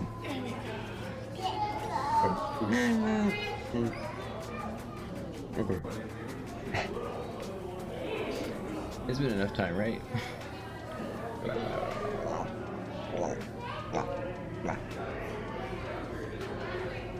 We'll come back to that. If that wasn't enough time, we'll come back to that. Bleh. Bleh. Bleh. There was what was I saying? There was a place that was like kind of like a rainforest. There was like all sorts of stuff as well in there. Let me see, I thought I had it in there somewhere. Oh, that's the wrong one. Going all the way back to the start. That's good. I guess I didn't take pictures of them. Anyway, that's alright. I did take videos though. So yeah, in the place, there was like turtles and like, there were sloths as well. You couldn't really see the sloths because they were like all the way up in the ceiling of this greenhouse, and one of them was like covering himself in banana leaves and stuff like that. He wasn't vibing with people today, so I didn't really get to see him. However, there were little monkeys. Little lads. They look like cats too. Like in my head, they look like cats. They look like they would be really, you could pet them like cats. They have the tails as well. It's like they're so small too.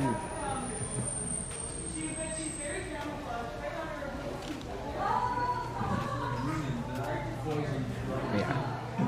They're energy cats. Yeah, energy cats with little opposable thumbs. Just bouncing around. Yeah. And then, so from here, that was pretty much the entirety of the interior of the aquarium. However, there was an exterior where there's lots of other animals, big mammals, big boys out there. So I went to go out and see the big boys, which were very cool. I didn't take a lot of pictures of them because I took a lot of videos actually instead. But as you can see, I met the Screamy Boys and the Starry Boys, which are, I think these are seals.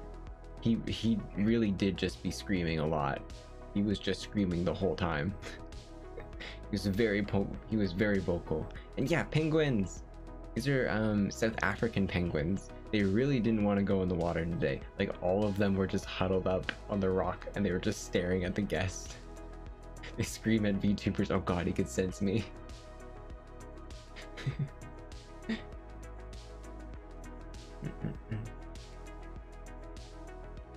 But yeah, they were like there were seals and there were otters and there were, I think there was a walrus, and then yeah, there's two types of seals actually. Yeah, now I remember, there's two types of seals, actually three. I have lots of videos of them. And these ones I think actually have audio because this is outside and there's not as many screaming children apart from one of them. However, it was funny, so I kept it in. Here's the vibing boy. I think he's a spotted seal.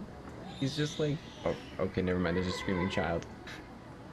Immediately, in 2 seconds in, screaming child. But yeah, this guy, he's just kind of vibing. He's just a little spotted seal. Rattle your bones. Oh my god, I didn't even see that. Taro. Taro, I'm trying to... I'm trying to run a production here, Taro. And you want me to... The children also scream at the VTubers? Maybe. But I feel like he was just more scared of the seals. There was a child that was really scared of the seals. But I love this guy. He's just he's just vibing. He's just kind of sleeping. He's a sleepy little boy. However, he also has a cool trick and I love him. Because he does this. He spin. He spin. He spin and go upside down. Look at him. You know, stop aiming at the ground. Spin. Come go. Spin upside down. Upside down boy.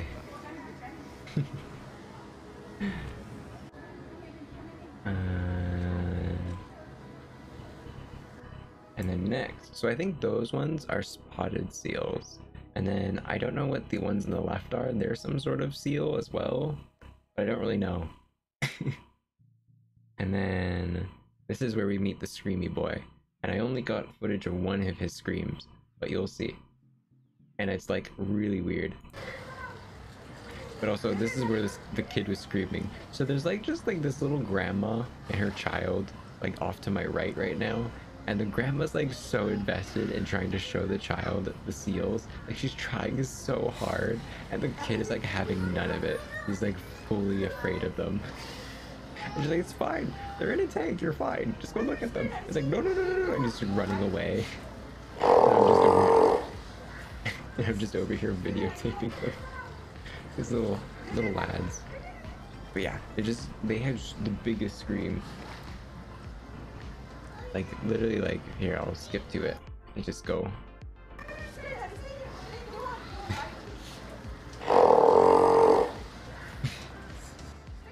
It's such a strange sound. It's like, well, that's actually works really well with the massage gun.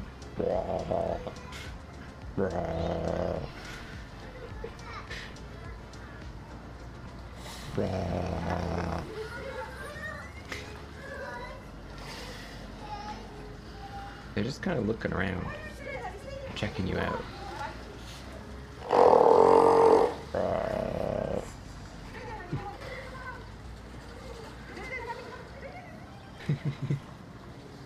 Seal Nino redeem. I'm at it, sure. It's like the ugliest seal noise though.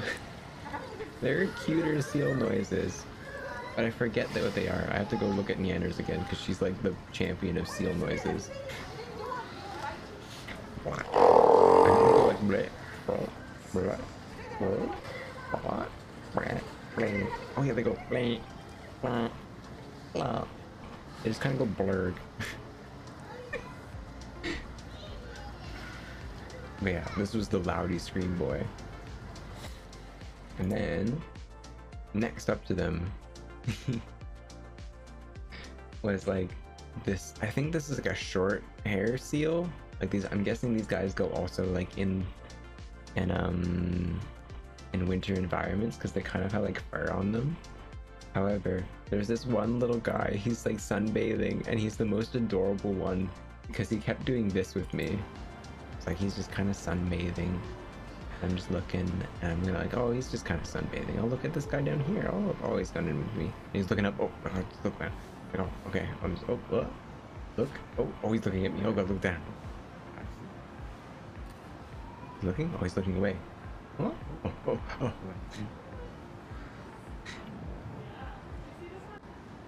It's just the cutest thing. It was like so perfectly timed. Every time he's like, oh God. Hello? Oh shit, he's looking at me.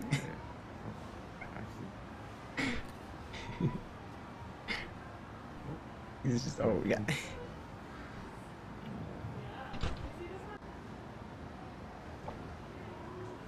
Cutest under a seal. I love him. I love him.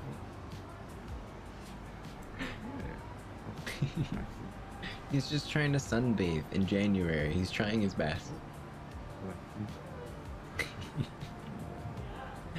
Aw, he needs a blanket.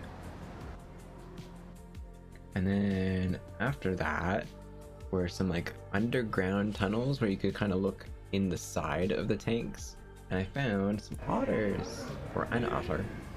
It's an otter boy. Look at him go, he's spinning. He was really cute. I didn't get to see a lot of him though, because he was just kind of like coming up and running away. Otters, yeah.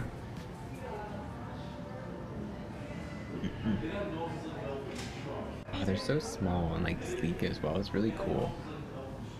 And the way they like clean themselves too, that they kind of like curl up in a ball and they're like above water, just like, it's really cute.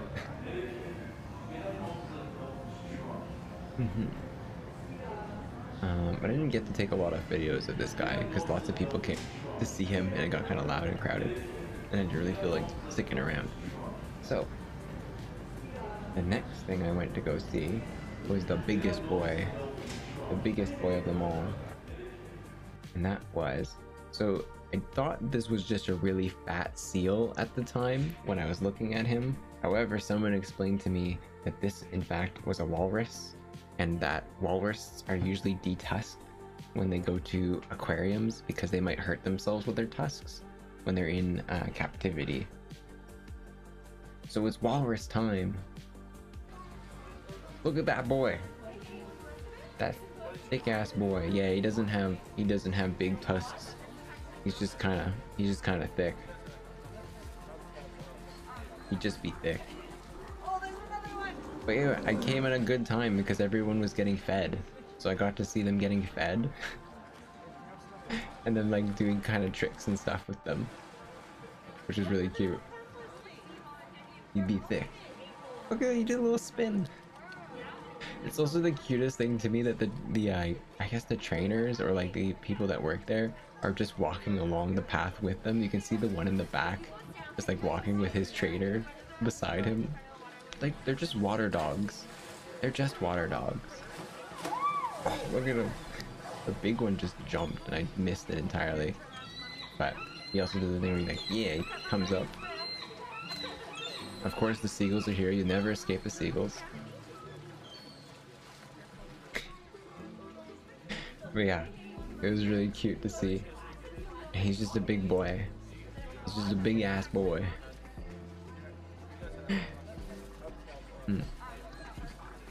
There's also, yeah, I remember there was a sign here too that I really enjoyed, right? Yeah. There was a sign here I really enjoyed. Oh, please don't feed your children to the walrus. Please keep hands and all objects and children on your side of the glass. If that wasn't clear. If it didn't stop at objects, it should stop at children. Just like yeah, the fact that they have to make signs just makes you think. It makes you think that who fed their kid to the walrus, and does the walrus now think about eating humans? Right? It's like, don't put children into the walrus pit, please. Oh no, not Harambe the walrus. He's okay. These walruses are okay. But yeah, I love them. They're so thick and cute. But that was reincarnated. Yeah, he just goes place to place for whichever zoo or aquarium someone has yeeted a child into the enclosure. That's where his soul goes. Oh god. That was the aquarium, and I really enjoyed it, and I thought it was super cool. The rest of Stanley Park I didn't honestly do all that much on. Like, originally I wanted to rent a bicycle and kind of like bicycle around the whole park because it wasn't that big. However, it was gonna rain soon according to like the weather app, and it rains a lot in BC, so I really didn't want to be on a bicycle far away from my car when that happened. So I decided, and I realized, is that there's actually just like a road that goes all the way around the island as well, and it's really pretty too. Like, you get really good views the whole time. So I was like, oh, that's totally fine. So I just kind of went around that, and I saw most of the stuff. Nothing was all that interesting, so I didn't take too many pictures, but it was a really nice drive. It was really nice to be like surrounded by big trees and stuff like that. And it was like a slow road as well. Like I think the speed limit was like 30 kilometers an hour. And there was people that like obviously are from here, so they didn't care. They were just going at their own pace. And I'm like, heck you. I am driving as slow as I possibly can so that I can look at all the cool stuff. I really enjoyed it. But next, I think this is in the same day. Is it? Is this the same day that I did this? Oh no, it wasn't the same day. Okay, this wasn't the thing I was talking about. However, this is another thing. So this was I went back to go see my friends after this because I think I spent most of my day in Stanley Park. I went to go back to see my friends, and then this was like completely random. Like I don't think we had much plans for this evening apart from going out to like a bar that they thought was nice. I just really was hankering creme brulee. I just really wanted a creme brulee. Yeah, the faces. These are, what are they called? They're little cookies. I had some at the end of my trip. I forget what they're called. But yeah, they're really, really cute. But yeah, I really like was just vibing. Yeah, macarons. That's what they are. Right. Yeah, they're macarons. Yeah, they were super cute. Like they have the one at the top is the one at the top right is like the little the dust guys from the Ghibli films from Spirited Away. But yeah, we went to a creme brulee place and it was really, really cute. And like I literally just took them there because I was just craving creme brulee, and it's been years since I had creme brulee. So I was just like, I gotta go. I really gotta go. And so we did. And I just like Googled it. I'm like, oh wow, there's a creme brulee right near you guys. Like, just go. Let's go. Go. I want to get creme brulee. And so we did. And I had obviously the chocolate one with the chocolate inside and the chocolate on top, because that is who I am. But I did take a picture of my friend's creme brulee, which is just the regular creme brulee, which is really nice. But creme brulee is really cool. I like that you get to use a blowtorch to make it. I really want to make my own creme brulee. Yeah, it's chocolate. I think it was like Reese's something, so it was chocolate and peanut butter maybe in it. It was just really rich. I really liked it. I love everything that's just like oodles of like rich flavor and like sweet. Yeah, creme brulee is sick. I love that you get to use a blowtorch to make it. And then, was that the end of the day? No, it wasn't. Okay. We went to Gas Town, as it's called. So Gas Town is like this like older kind of pubs. Yeah, it's Reese's Puffs. Eat 'em up, eat 'em up, eat 'em up, eat 'em up. Is Gas Town. Yeah, yes. It's like very old school kind of part of town. It's like really close to downtown. This is the thing about Vancouver. It's really small actually. Everything's really close by. Like everything is within like a 20-30 minute distance. It's really cool. But yeah, Gastown's like this old school like type of place, and there's this like a little attraction over here, which is like the clock tower, the steam clock. So apparently every 15 minutes it like ding dongs and smoke comes out of it, which is really neat. And then at the hour, it has like this whole kind of thing that goes down. Unfortunately, we got there at like just 5 minutes after the hour, so we heard it, all the noise going off. We didn't get to see all the stuff it does, but it looked really cool. It was just like all sorts of steam coming out of it. And then the streets are really pretty too. Like they're cobblestone, and there's like all the trees are covered in lights because I assume it's for like winter, for Christmas and stuff like that. Still kind of up, and it was really pretty going through here. It's really, really nice. And then my friends, obviously, they took me to a bar because I'm not someone who like goes out and drinks all that much. So they found this like, they said there's like this really fancy like cocktail place they wanted to take me.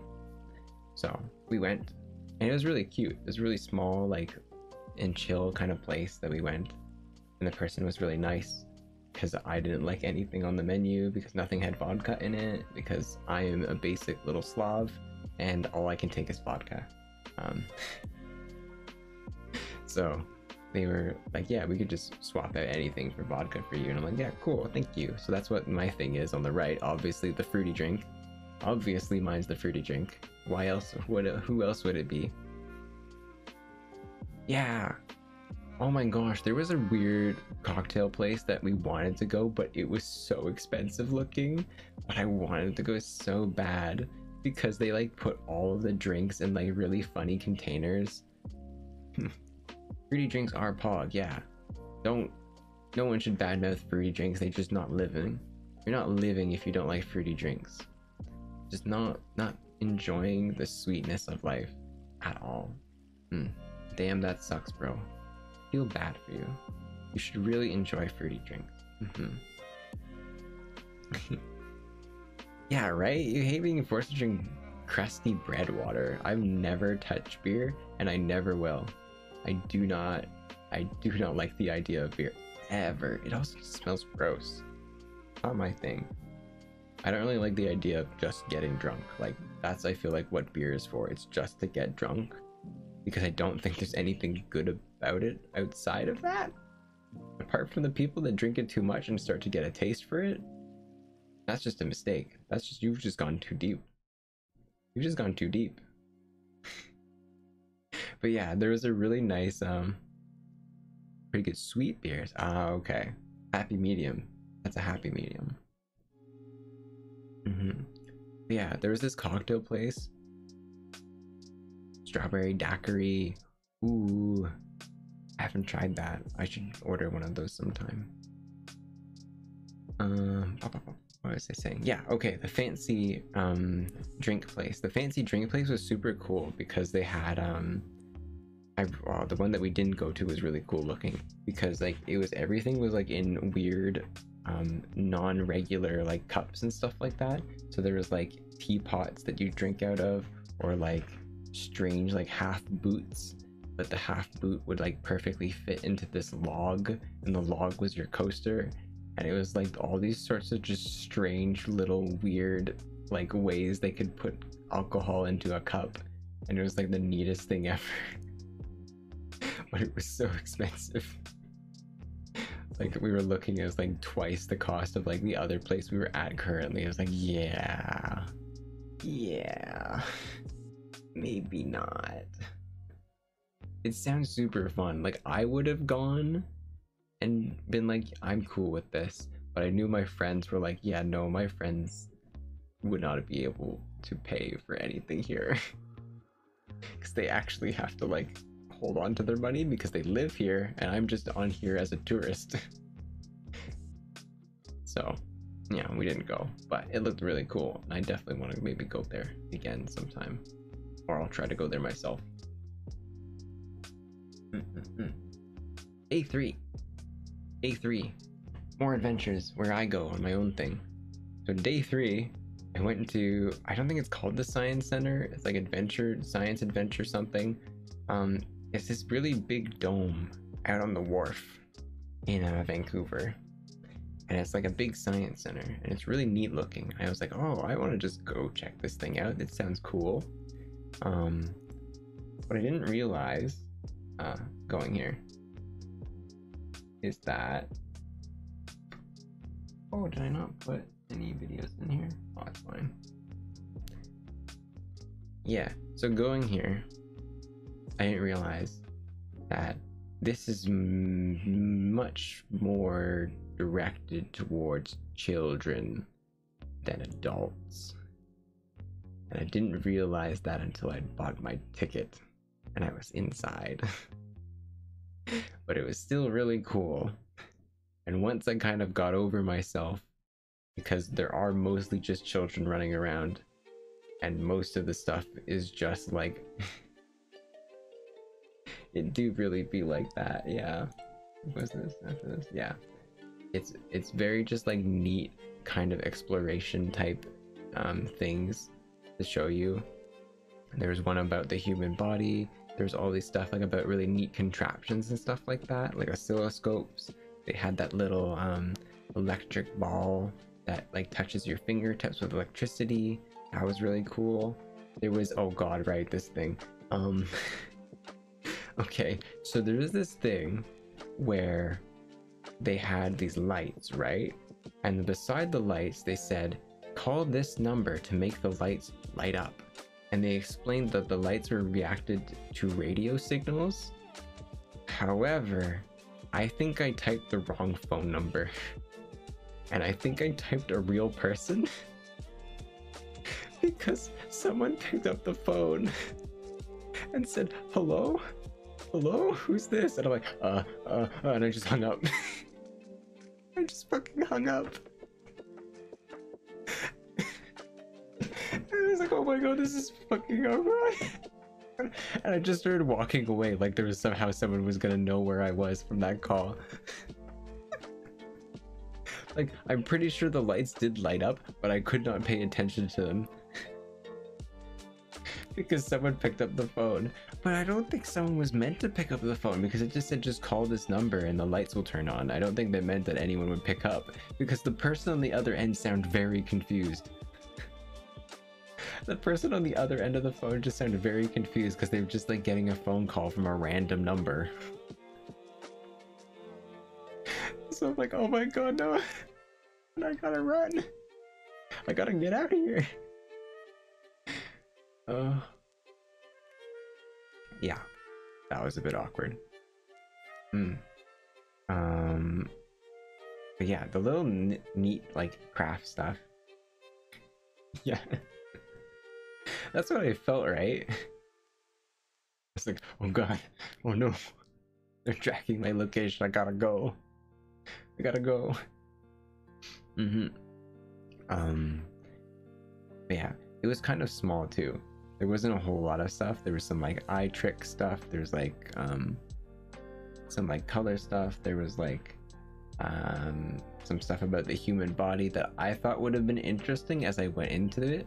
Also, the name was misleading because it was called Body World, and I'm pretty sure Body World is an actual like museum somewhere out in the world where they take actual like cadavers and pose them like superheroes with like their muscles and stuff, like holding spears and shit, and that sounds like the coolest thing ever. It was not that. It was just panels explaining how your body works to kids. Yeah, you right? Oh god, that must be awful. Yeah, the body exhibit. Yeah, right? Yeah, I thought it would be that. I'd be like, that would be... It's traveling. Oh, I see. Yeah, it wasn't that. It was just like a room with like some signs and some like little pictures about like your organs. And it was like, okay, yeah, I guess you can't show the kids literally dead people in badass poses because they're not ready for that. They're just not ready to be shown such fucking cool shit.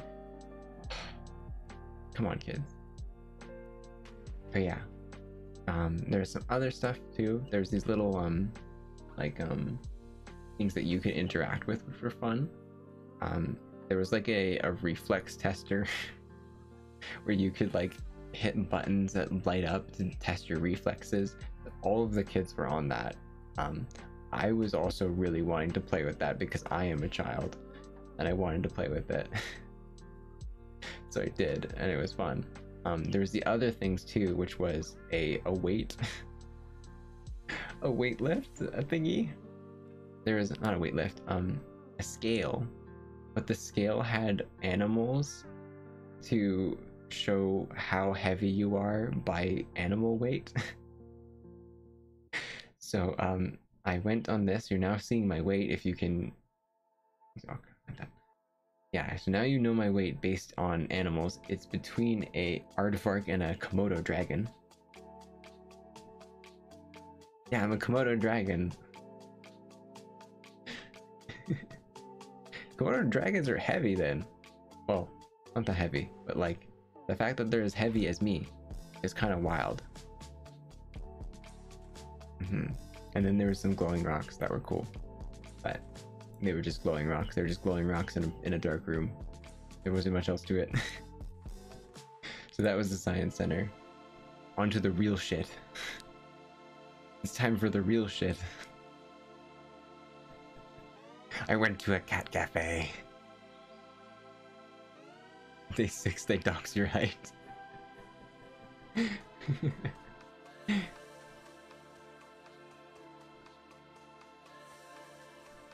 Yeah, I went to a cat cafe. It's cat cafe time. So, this is Cat Faye. You want to go? Okay, it's called Cat Faye. It's in Chinatown in Vancouver. Absolutely go check it out. It was super nice. I definitely recommend it, and I'll show you some stuff from it. It was really cute. I loved it. So this is the one thing about it. So this is in Chinatown. It's like a nice little like chill like mall area. It's this in. Yeah, we have all sorts of Chinatowns in almost every big city.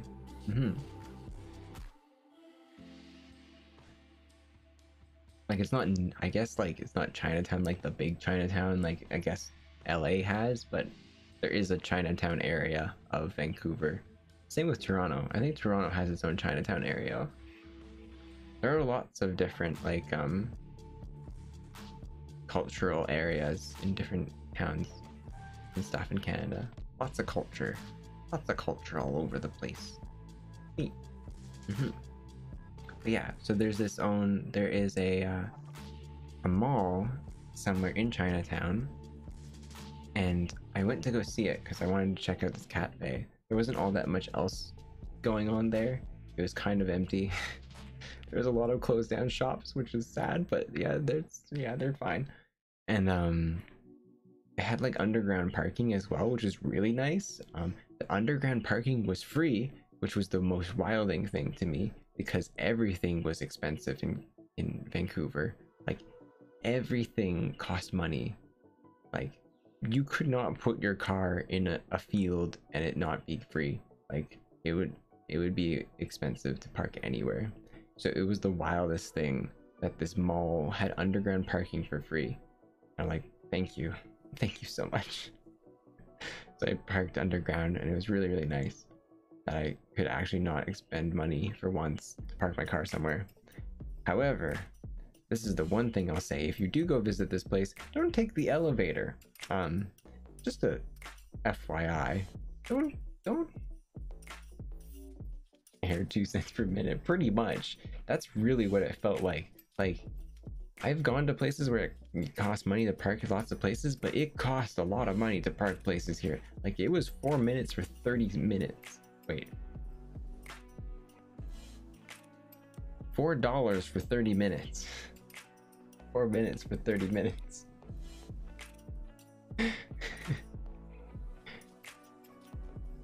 Yeah, it was really expensive in some places. It was nice that this place was free. But yeah, anyway, don't take the elevator in this mall. 4 minutes for 30 minutes does sound like a good deal. That is true. But yeah, don't take the elevator at this place. I went from the basement parking, and then I went to the entrance where you can go up, and there's a staircase to the side, but there's 2 elevators that go up. The people ahead of me went on the elevator to the left, and I went on the elevator to the right by myself. I was the only one in the elevator, and I took the elevator up 1 floor, just to the first floor. It's right up there, and this is like an elevator with like a glass walls and stuff because it's like in like an open tube, and you can like see the rest of the mall around you. When it got to the first floor, the doors did not open. They just did not. They didn't open. And I was just sat in an elevator being like, huh. Well, this is new. This was not something I was expect to experience when I came to Vancouver, of being trapped in an elevator immediately. And I just kind of like, I didn't really know what to do. The first thing in my mind is like, do they have like those little buttons that you can call to ask for? No, they don't. No, they don't have that. It's your life now. I'm an elevator boy. Yep. I'm trapped in the elevator. I'm living in your elevator. This person, yeah, he was holding the elevator waiting for me. Oh god, the wrong number, man. He's after me. So, yeah, I went to check for an emergency button. There was none. there wasn't any. So that was an option that wasn't there. And then I kind of just like looked down. I'm just like, how high up am I?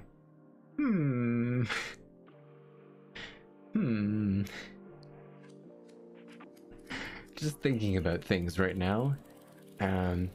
So then I just kind of like pressed the go up to the first floor button again, and that didn't work. So I was like, oh boy, I really am gonna be trapped, aren't I? Maybe I should call the wrong number man so he can save me from this elevator. It's like, hello, I don't know you, but I'm trapped in the elevator. Please come help me. Who the fuck are you? Why are you calling this number? Like, what country? Where?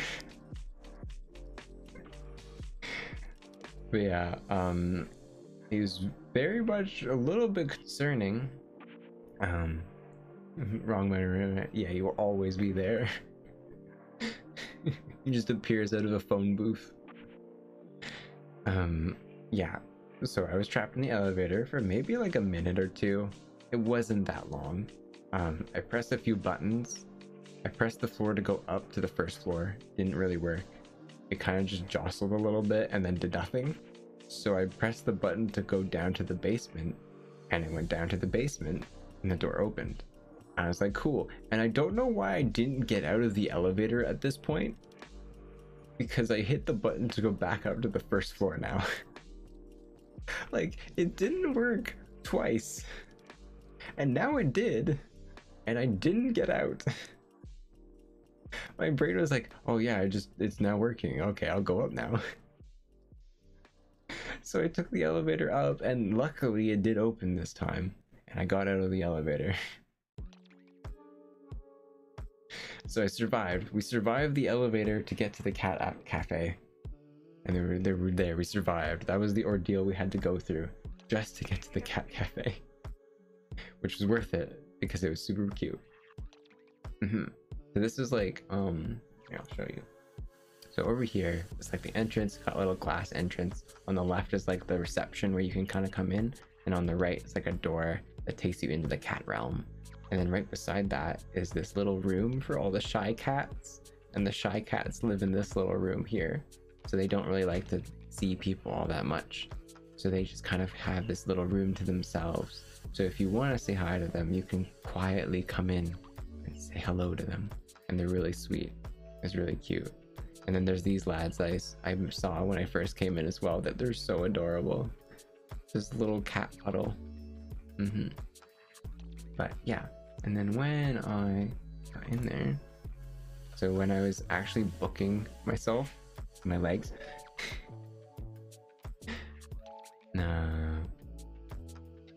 you can see these like little cats waiting at the door because they know people are coming.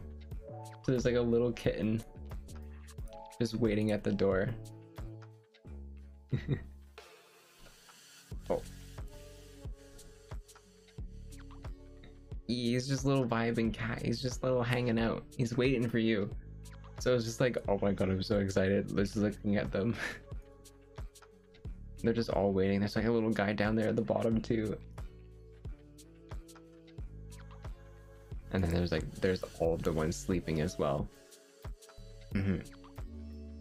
And it's really nice too, the way they do it is that you can like buy a drink or something or whatever. I just kind of got a soda, and then you can just go in, and then I think they give you an hour to just kind of hang out there. Oh my god, yeah, right?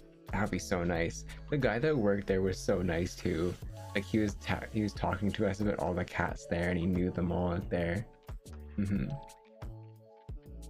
Oh my god, yeah, that one absolutely was ready to mug you. Like that cute, like that one was like a kitten, and he was super cute, because like as soon as we came in, the person that worked there, like I turned around and the cat was on top of him. Like it was on his shoulder, just on top of his head. It was one of those cats that just really likes to climb up people, and it was so cute, and he would do that to everyone. Do I have more pictures? I do have pictures. The last picture is the bar I went to after, but don't worry about that, that's later. But yeah, there's this little guy on the left. He was hanging out with me. He was really cute.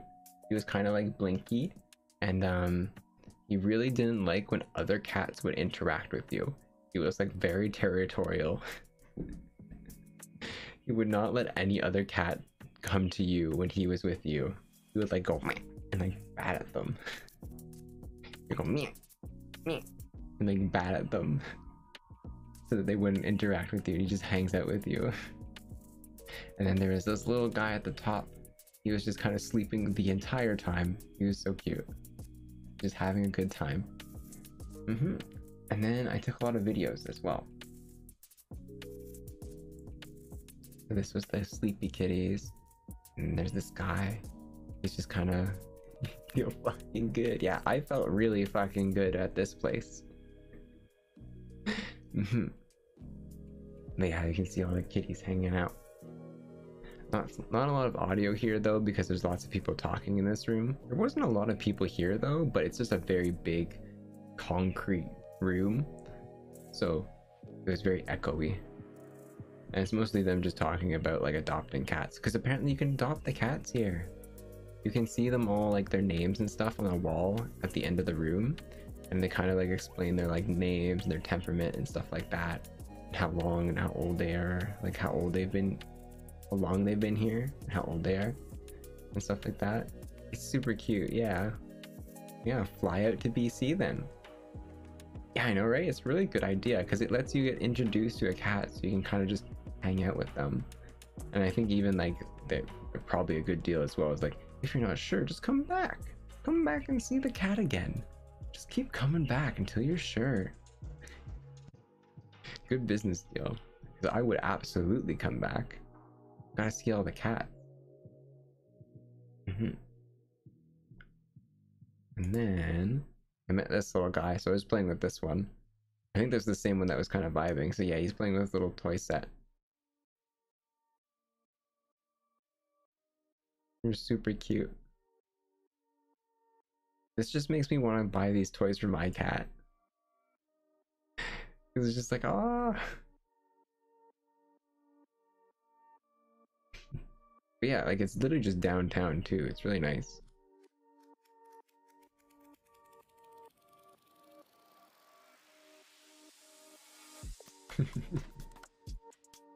Be entertained for hours with these little balls and tubes.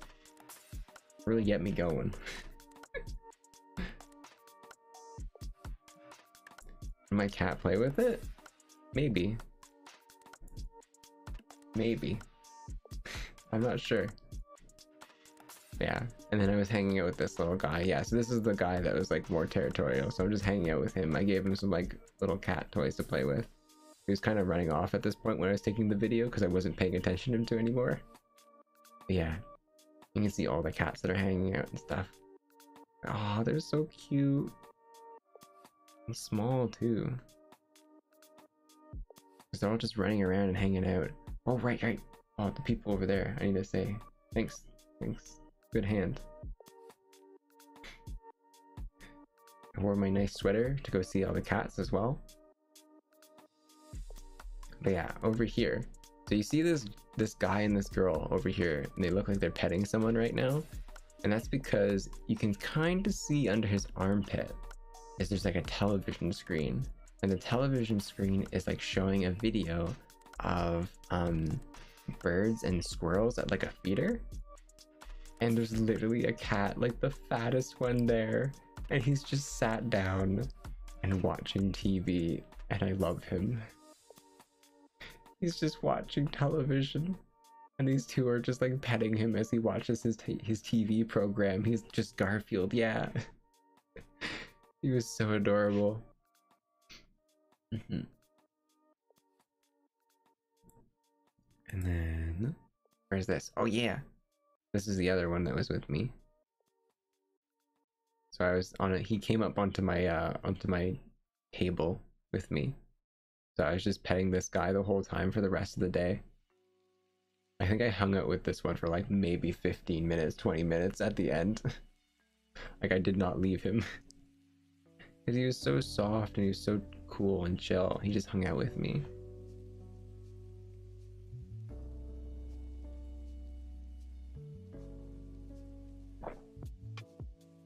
And then there's that one up on the top. He was like climbing everything as I was there.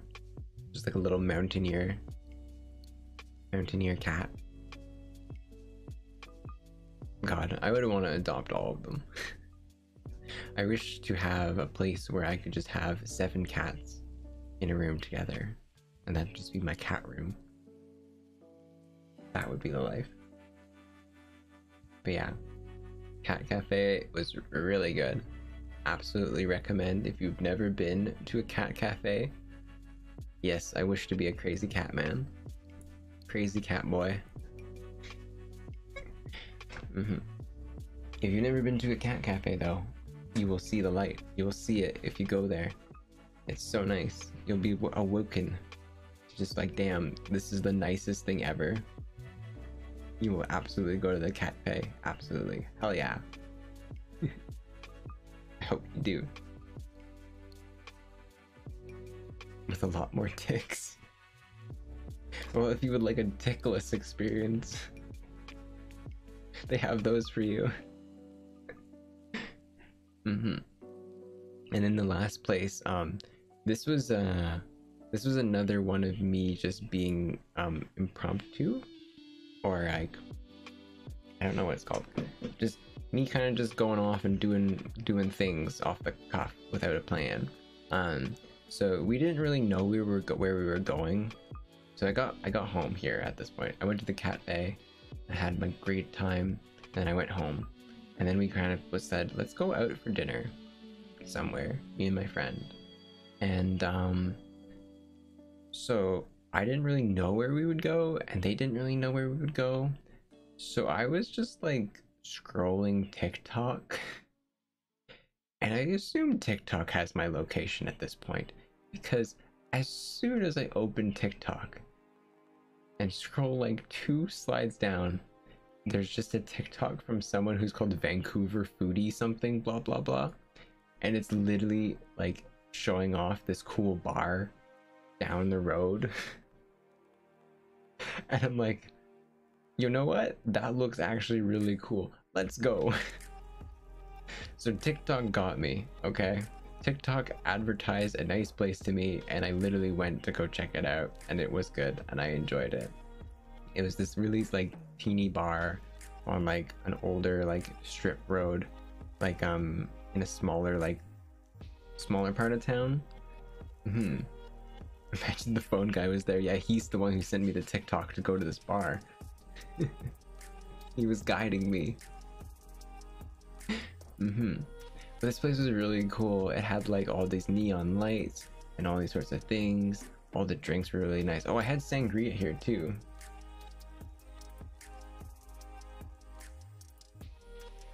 Oh, really?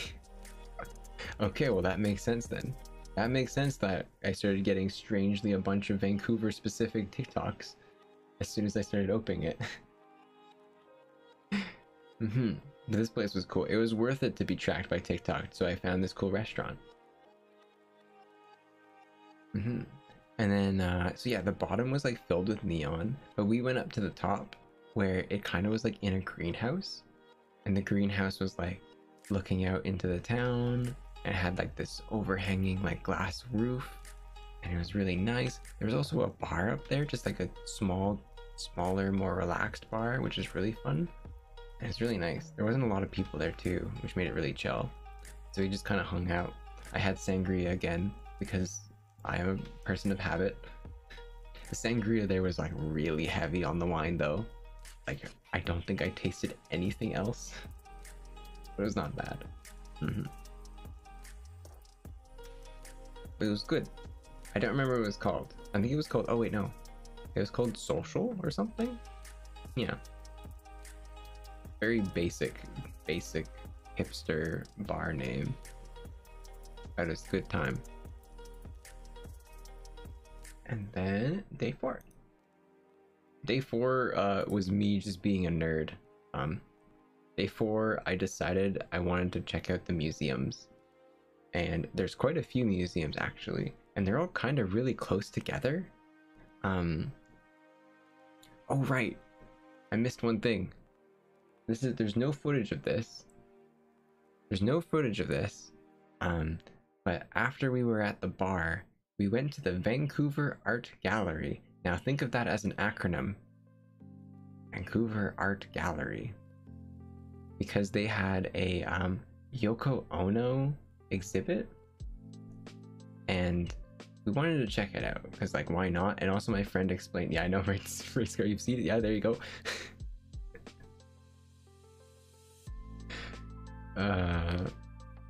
They had a Yoko Ono exhibit, and my friend really wanted to check out, and he explained that the tickets are like way cheaper on the day we went. You will not think of it as an acronym. There you go. That's okay. Don't worry about it. Don't let that go into your mind. That is a real place. They also use that acronym. Literally, people refer to it as that. And it's like, okay, someone thought that was an idea. I guess it is. Yeah. But yeah, there was a Yoko Ono exhibit, and the art gallery was open. Vancouver sure be wildin'. And we wanted to go check it out. So when we went to the bar, it was actually like because we were gonna go out, and I just wanted food before we went to the gallery. So we went to the bar before we went to the gallery. It was kind of raining, and there were a lot of people. Like, there were a lot of people, because obviously when the tickets are like a quarter of the price, there's gonna be a ton of people. So we had to wait in line out in the rain as like the guest check is checking everyone's IDs and their like vaccination tags is first. Like, that's the first step. And then when you get in there, then you have to wait in another line to get your ticket to go in. And it was just like this huge process. And then also we got there like at the bare minimum, because they were only letting people in by the hour. So we got there at like 7:30, and we got our tickets at like 7:45, and then they would only let us in at 8. So we had to wait to be let in. They wouldn't let us in until the hour came by. And then once it hit 8, we had only an hour to go around the gallery, because I think they closed after that. They literally would close once we were done. I think we were the last ones in. And it was, how do I say, it really wasn't a lot of time. However, I'm not sure, maybe if I was by myself, I would have taken more time to appreciate the art. However, I was with my friend, and we were a bit more hard on the art, and we just kind of raced through that place. It just became a speed run of the gallery. And I mean, there's some art in there that was really just obnoxious. So I think it was okay in some places, but some places it was like less, like just like, okay, I think that's some good art. But in other places it's just like, that's just so dumb. That's just so dumb. So oh right, the other thing is that I bought a GoPro that day. Yeah, that happened. I bought a GoPro because I have no self-control. God, there's too many stories to get into this. Yeah, so in the morning I realized I forgot my SD card to my action camera, because I have an off-brand action camera. I know, I'm trying not to think about it, but I have an off-brand action camera that I was bringing for the trip to Whistler, and I was like, oh, this will be great. And then I looked in my bag and I realized I didn't actually bring an SD card to put the footage on. So I was like, shit, I have to go. I have to go to Best Buy and I'll go buy an SD card. And yeah, so don't let me go to stores, because I went into Best Buy looking for an SD card, and I came out with a GoPro and a selfie stick for the GoPro and an SD card.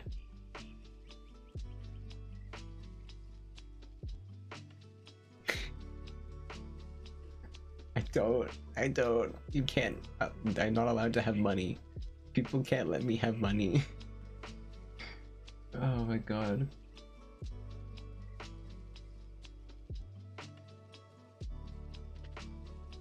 Oh, really?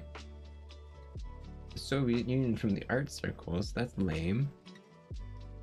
I remember learning about all sorts of art from that era. That's actually really rad. And also, most of my design stuff is from that era. There's really cool stuff from Soviet era design. Give you all the money instead. I need some of the money though. I need some of the money. It's just where I direct the money sometimes is misguided. But however, I got a GoPro. So I think that's okay. It wasn't that expensive. It was, I won't tell you. But yeah, the gallery itself was very ridiculous. But we had a GoPro when we were in there, and this was like the first time playing with it, so all the footage isn't great. Also, it's showing my face and my friend's face, so that you can't see any of it. But we're just like, we're not running anyway. We're good boys. We're not running in the gallery, but we are speed walking, and the GoPro has the FOV fully jacked up, and we are just looking at all the art at a high rate of speed. We are appreciating the art at high velocity. And I think honestly, with the exhibits that were there, it was worth it, because boy, some of that stuff was lame. Some of that stuff was really lame. Like, so sorry Yoko Ono, I know your exhibit was all about peace and stuff, but damn dude, that stuff was like boring and like really weird. Like, she had a wooden plank on a wall with a hammer, and people were supposed to nail nails into the wall, and you could just hear people hammering nails into the wall. I'm like, these are city people. I don't know if you want to giving them a hammer. Something's gonna go wrong here. Someone's gonna do something. Don't give them nails and hammers. This is a bad idea. This is just lawsuit waiting to happen.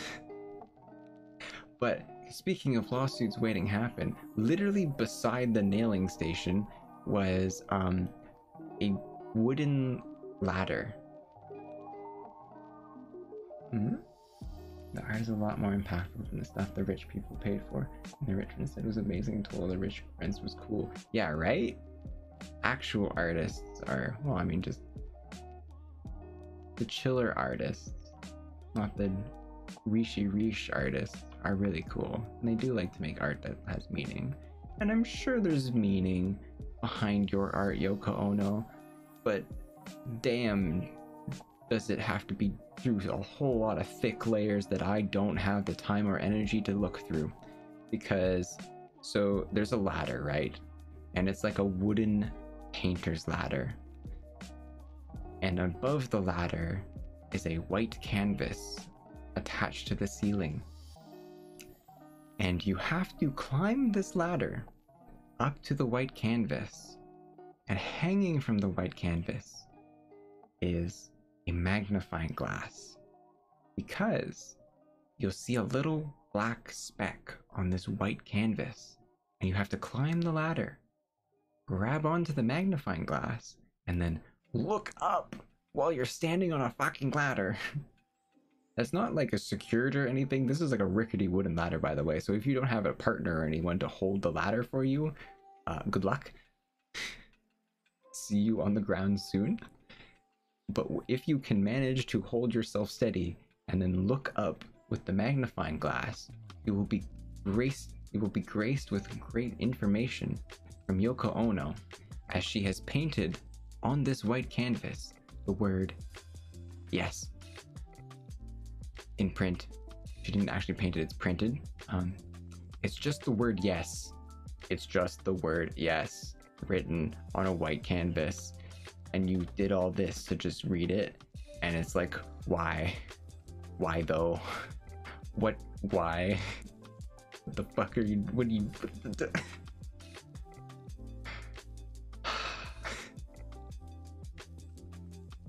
It's just like, we gotta go, man. We gotta go. I don't want to be here.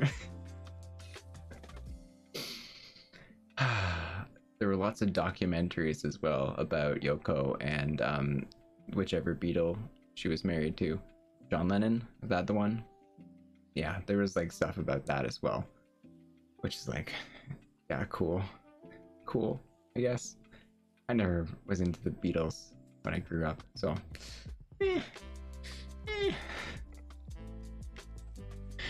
not for me. There's another thing as well, which was like entirely participation reason why the art existed. It was just a bunch of white sticky notes on a wall. Like that was the whole art installation. That was it. I was like, oh, okay. It's a good thing I spent $5 coming here, isn't it? Oh man, but yeah, so that's why there's no footage of that, because I was generally just like, this is so lame. I was having more fun speed walking through the place with a GoPro than I was actually looking at the art. So sorry, Vancouver Art Gallery. Please try again next time. Yeah. Art speedrun was fun, yeah.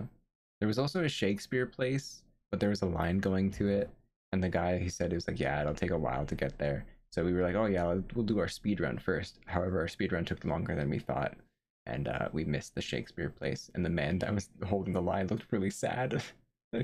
He let people down. He was like, no, dude, it's just that we're late. You're fine. It's okay. It's all right. Yeah, the Shakespeare one probably would have been interesting, but you know, it's fine. The speedrun was cool too. Anyway, that was day 3. Day 4 was museum time, and this is me going to the museum by myself. So I am taking it a bit more seriously than when I went to the gallery with my friend. I'm not carrying a GoPro now. I just have my phone, and I'm taking pictures respectfully, with respect this time, for the cultural artifacts. Also, did my music stop? Where did my music go? Oh no, it's there. It's just very quiet. Oh, it's dead. Oh, bleh. Bleh. Okay, we don't need synthwave. Go back. There we go. This is more chill.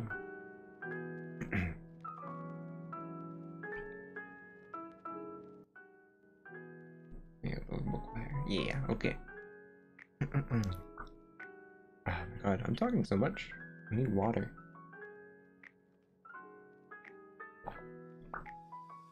So this is the Museum of Anthropology, and there's actually like a good collection of museums all in the same place. They're all on the Vancouver University, UBC, no, University of British Columbia. Yeah, they're all on the campus actually.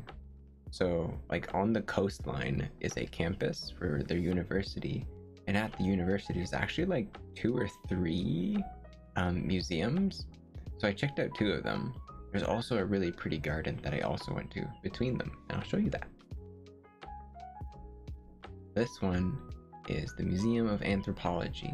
So it's a lot of what's the word?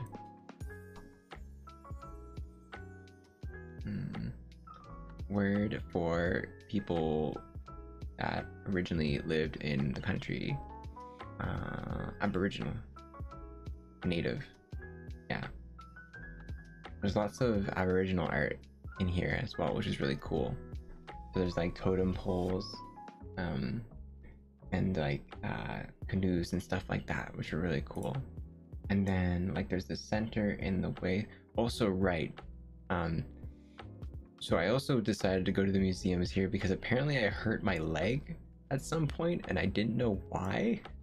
So the entire time I'm walking in these places, I'm like limping because I did something to my foot and I don't know what it was, but it got better now that I stopped walking. It's probably because I hadn't been walking for a long time since I work from home, and all the walking from the travel probably was too much for my feetsies.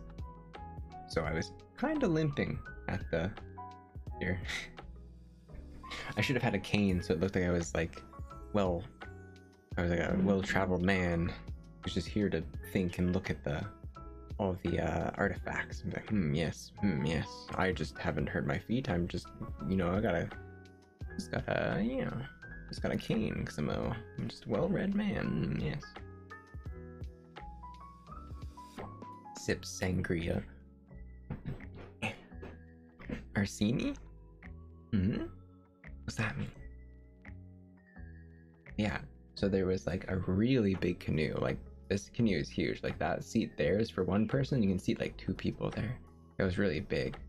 And then there's this thing, which I think is from just a thief with a cane. Oh, okay. Yeah, hell yeah. I want to be a thief with a cane. Yeah. I'm here to steal ancient goods. So this is like from an Aboriginal Canadian creation story, which is, I think, like there was like a great flood, and then there was a crow surveying the world, and it found like this rock, and it perched on the rock, and under the rock were little humans that were cowering because of the big flood. And apparently the crow is like deceitful, and he's like tricking them to come out into the world and stuff like that. That's what I read from the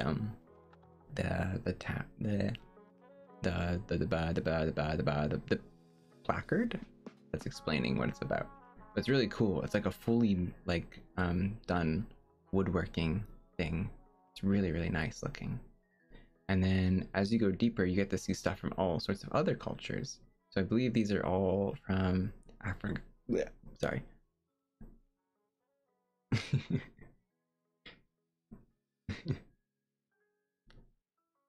I believe these are from Africa. Yeah, you can see the pictures down below. And then there's all sorts of stuff. So we got into Asia. In the Asia section, there was a Buddha. There were some samurai. It was very funny. For some reason, there weren't a lot of people here. However, there was one family walking through, and I think a group of friends. Like, that was the only people that were here this day, because it's like, I don't know, Wednesday right now? Wednesday in the morning? I don't think anyone's visiting the museum, so it was really nice that way. However, there was like a few people. It was very funny. I'm just like over on my own. I took a picture of this and I went over to somewhere else to do something, but I could hear the people over there and like, wow, I thought they'd be bigger. I was like, they are just people, right? They're not gonna be just like super soldier Mjolnir, like they're not gonna be John Halo. They're just samurai. They're just dudes in suits. He's like, I thought he'd be bigger. I thought these samurai would be roided out as hell. Where's their big rippling muscles? Like, these are just guys. They're just guys. And then over here, I believe these are like Chinese puppets for like, this is a thing that's really cool. I've seen a few times from China, is that they have like these puppet pageant like show type things, and they have these really elaborate looking puppets, and they would do like plays with them, which is really cool. And then did I grab a video of it? I did. So the really cool thing about this museum is that every gallery has a shelf, and inside the shelf is just way more stuff. Like, there's all these tapestries inside this thing, and like, so it feels like you're not allowed to open these things because they're hidden, but you can. And you're just like, it's like just going through someone's cupboards in their kitchen and just be like, what's in here? What's in here? Ooh, what's in here? And it's really cool. You get to like look through all these different types of things. It's really cool. Yeah. Like, you think at first there's not a huge amount of stuff. Like, there's all sorts of displays and stuff like that, but you can kind of like see the whole room and you're like, oh, that's not a lot, but it's worth it. And then you see that, like, oh, what's this? And you pull on it, and then just like all these tapestries and like different, like, I think I found like a Quran and like all sorts of like writing things and stuff like that. It was really, really cool. There's tons there. And then these are like Slavic like celebratory outfits. that I found. I think they're from Czechoslovakia. They're really cool. And then these were Greek pots. I do like their pot in Greece. And then I don't know where these are from, but these are little owls. And there's just like hundreds of these little owls. That's true. That do be true. And then as I was going through there in the other section, this is like the funny thing is that, speaking of like if you're American or British, the actual American and British stuff is just thrown into a back room on the other side of the museum, like away from everything else. It's just like, fuck you, go in your own little corner. So it's this like little corner over here where it's all dedicated to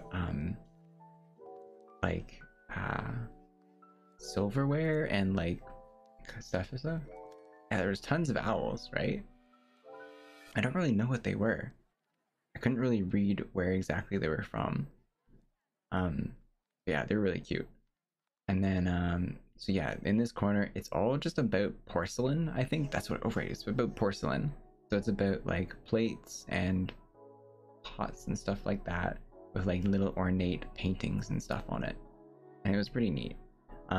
The thing that interested me most was this very gay painting, or this thing. Just two boys, just two lads, just hanging out, having tea time. Just two lads, just having out in their porcelain little, yeah, they're just hanging out. And then there was this thing over here that was really cool. There's only one totem pole, by the way. Like, the one thing that was unfortunate, because I went in January, is that they don't really expect people to come at this time. So a lot of it was under construction. So this place has a place called the Great Hall in it. It was under construction. So all of the really cool totem poles were in a back room on their sides. So I didn't really get to see the Great Hall in all its glory. Yeah, they must be roommates. They're just really good friends. I really enjoyed that. And then the next place I went to was a Japanese garden. There's a Japanese garden here because there's actually a lot of, I assume what they do at the university is there's lots of Asian studies. I assume because there was an Asian library, and I think there was, I don't think it was a museum, but there was an Asian like culture school room building thing that's on the side of the building.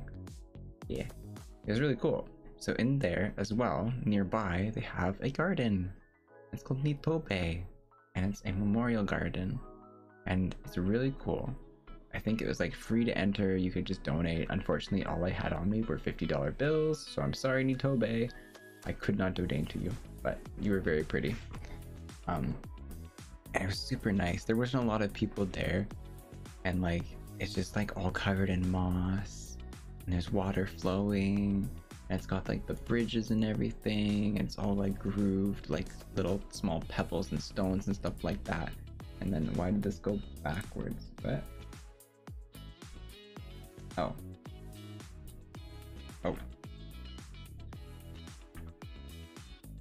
Oh, that's just a duplicate.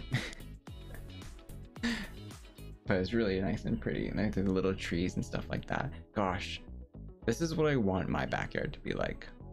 Like, not this over the top, but like gardens like this know what's up. Like, moss is so nice. Like, grass is low tier. Grass is garbage. Like, the moss is like super pretty. It looks so smooth, and like it doesn't grow. Why do people like grass? Everything should just be moss, because it looks so cute and pretty here. It's so nice. I will cover all of my garden in moss, everything in moss. Then I'll probably go on to my neighbors' gardens, and they'll, you know, have to deal with that. But that's, you know, a problem for later. Yes, moss. This is the pro moss channel. But yeah, it was really pretty and really nice. And inside of it as well was a tea house. Right? Yeah, right? Everything about moss is just inherently better than grass. Like, grass doesn't do anything, it can't really hold as much water. It requires, like, lots of water to do stuff. Like, yeah. Gardens, and yeah, it's way better to have a garden in your front, because, like, it does more for, like, your bees and stuff like that, and all the animals around you. Yeah, have a garden. I remember in my area too, they were telling people, they were recommending actually just get rid of your garden, or not, get rid of your lawn and replace it with like wildflowers. And I'm like, I'm down. I'm so down. My parents didn't want to. Like, why not? Please. Let me have a wildflower just garden, just fill the entire plot of land. I want it. I want flowers everywhere. And then, but in this garden, there was a little tea house. You couldn't go inside the tea house, but you could look through it, and it was really, really cute. Yeah, it looked really pretty. It was really nice to see like some cool little Japanese architecture around there.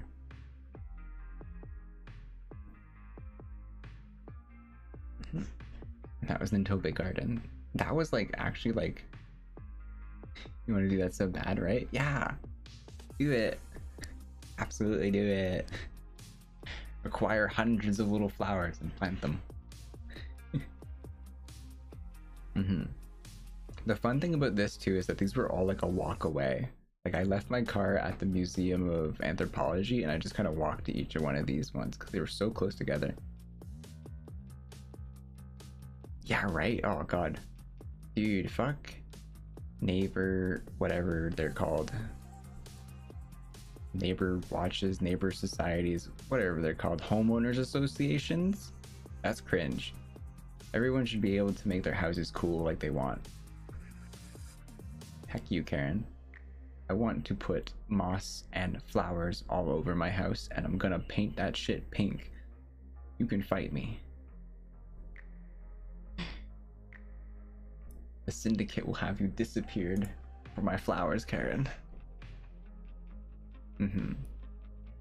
But yeah, so the next place I went to was the Museum of Biodiversity, which sounded really cool to me. It has this massive whale skeleton hanging from the ceiling here, and it's super cool looking as you come in. Like, you're just coming in, and then you buy your tickets over here, and then you will follow the staircase down underground. It was really cool. The people that work here are also very chatty. Yeah, more property value. Check your property value, Karen. Everything's double now anyway. You don't need to care about who your neighbor is.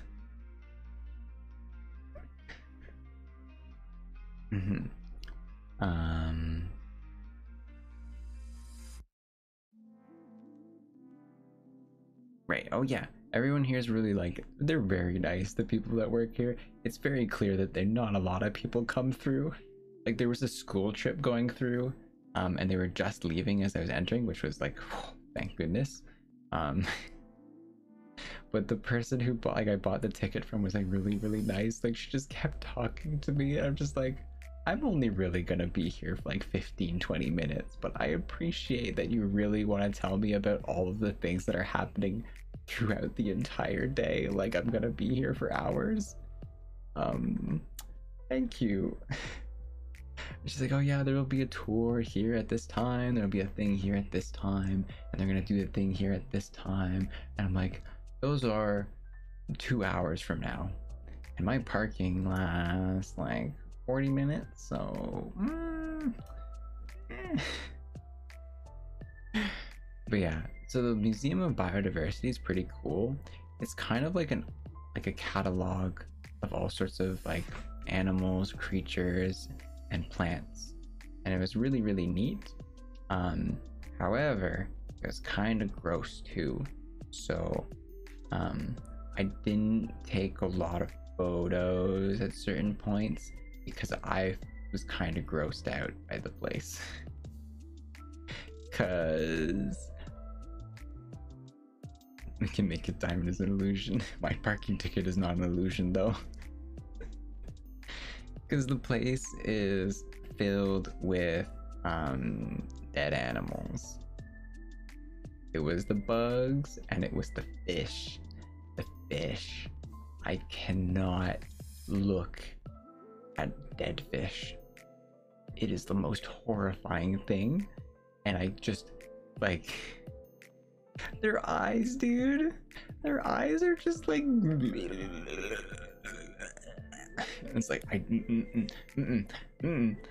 So like if you're looking down like the middle photo, you'll see like there's rows and rows and rows and rows of these things, and like each one of them is like a cabinet where they're keeping cadavers and stuff. Yeah, right. It's literally like I'm looking into their dead souls when I look into their eyes. It's horrifying. But each one of these like cabinets is like different cadavers, I guess, of different animals and plants and stuff like that. And not all of them are visible. Lots of them are just closed cabinets, but there are some that have like glass viewports in them that you can see through, which is pretty neat. And as I was going, I was like looking at some of them. They're really cool and stuff like that. But then I kind of got more into like the rodent territory, and then that turned into the fish territory, and then that turned into the insect territory. So I kind of speed walked past those ones because I was like feeling really queasy looking at them. So I'm sorry about that. We did get a lot of pictures of dead fish. My bad. You're just gonna have to believe me that there was lots of dead fish here. Well, you get some bugs. There's some bugs here. But there were some dinosaur stuff too. There's like fossils, and there's these cool pictures of like coral reefs and stuff like that. And then there's these butterflies. And the reason why I'm looking at butterflies right now is because I met a lady named Glenda, and Glenda was at the very end of the hallway, just kind of like in a back room, and she's a volunteer here at the museum. And I don't think Glenda saw a lot of people that day, because she just pulled me into that back room and it was like, hey, come over here, you're here for the thing, you want to check out the stuff? And I'm like, the what? Hello? Where? I just got here. I don't know what anything is. Sure, okay. So Glenda just took me into a back room to show me some bugs, and was like, oh yes, like look and check out these things. They're like, oh, this is really cool. And like, oh yeah. So here's me, introvert that was not prepared to talk to someone, just meeting retired volunteer Glenda at the museum, telling me about all of the animals that she had, her favorite ones. And I was like, this is cool. Honestly, you know what? I wasn't getting anything out of everything else, so Glenda just telling me everything is like great right now, honestly. Hell yeah, Glenda, keep going. So I just kind of hung out with Glenda. I think I hung out with Glenda longer than I did the rest of the museum. Like, she was just looking at like the bug. She showed me a rhinoceros beetle, but I was too busy talking to her that I didn't take a picture. And yeah, then I just talked to Glenda and learned about her life and all that sort of stuff. And it was very interesting. She was very sweet. She showed me some sorts of cool bugs. She had a very interesting life as a teacher. She traveled the world, and now she's here volunteering at museums. And good for her, honestly. Sounds like she's doing great. So, Museum of Biodiversity, Glenda at the Museum of Biodiversity, pretty good time. She was very sweet, yeah. She was very sweet. She was like the highlight of the museum because everything else was like really gross to me. So it was just like, oh, nice, happy, friendly lady who just wants to tell me about cool things. Hell yeah. Thank you, Glenda.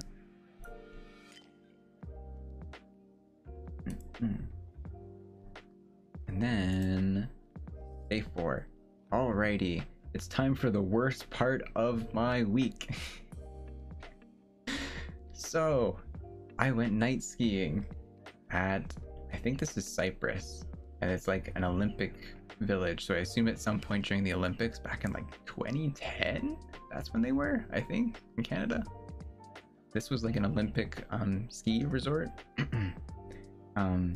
And when we first arrived, we were thinking of things to do, and we realized, you know, we're going to Whistler at the end of the week, and most of us haven't really gone skiing or snowboarding for years, so maybe we should go practice. Maybe that would be a good idea to go practice. So that's what we did. We booked tickets to the mountain and we went to go check it out. And we went to go night skiing because I do night skiing here, which is really nice because it helps for my friends who are all working during the day. So we went to go check out this mountain at night. However, this is where I will just talk about one of my friend's roommates. Okay, I said my friend's roommates were cool. His brother was cool. My friend is cool. His roommate was really weird and very boastful. Strange man. Yeah, he had weird vibes and just talked up a lot of stuff. But however, when we were talking about going to Cyprus, he was talking about, yeah, I went to Whistler and stuff like that. Oh, Metro, thank you for the sub. I'm hoping you're having a good day. Mwah. Yeah, so this roommate was an odd fellow, and we went skiing, and he said that he'd gone to Whistler before. He'd gone skiing, and that's why we should all go to this mountain to practice. So that's what we did. And we're like, that is a good idea. That sounds like a good thing that we should all do. Yeah, a good idea. Let's go skiing. So we went to Cyprus at night. However, it had been raining this entire week, by the way. Like on the Sunday when we went to that mountain, it was dry. On the Monday, it started raining, and it did not start raining until Thursday. And this is Wednesday right now.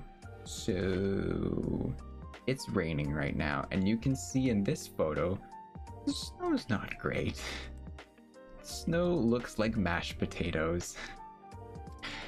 So it's kind of chunky, but it's fine. We need to get practice in anyway. So that's what we're gonna do. We're gonna go up on the mountain. And so, yeah, it's yummy mashed potato. Huh? Oh my god, Atro, what are you No. Atro?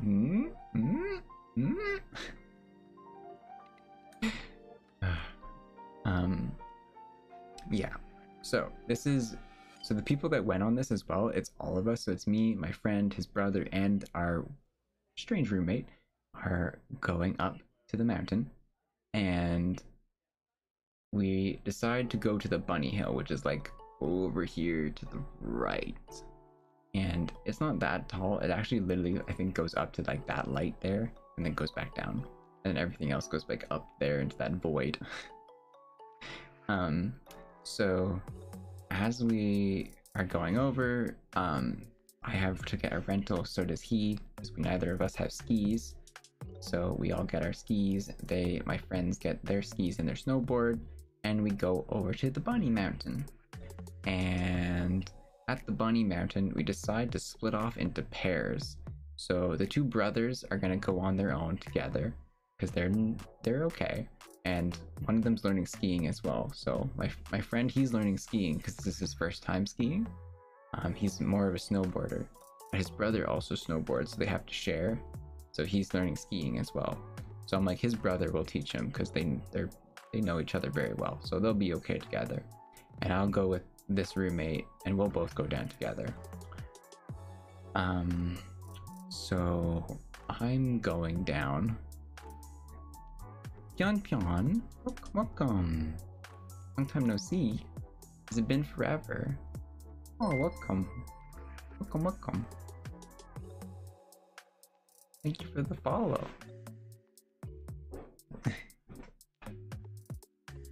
Yeah, so we go down to the mountain, and like, it's been... Am I Sofa? I am not Sofa. You may have me mistaken for someone else. But thank you for following, Pion. No worries.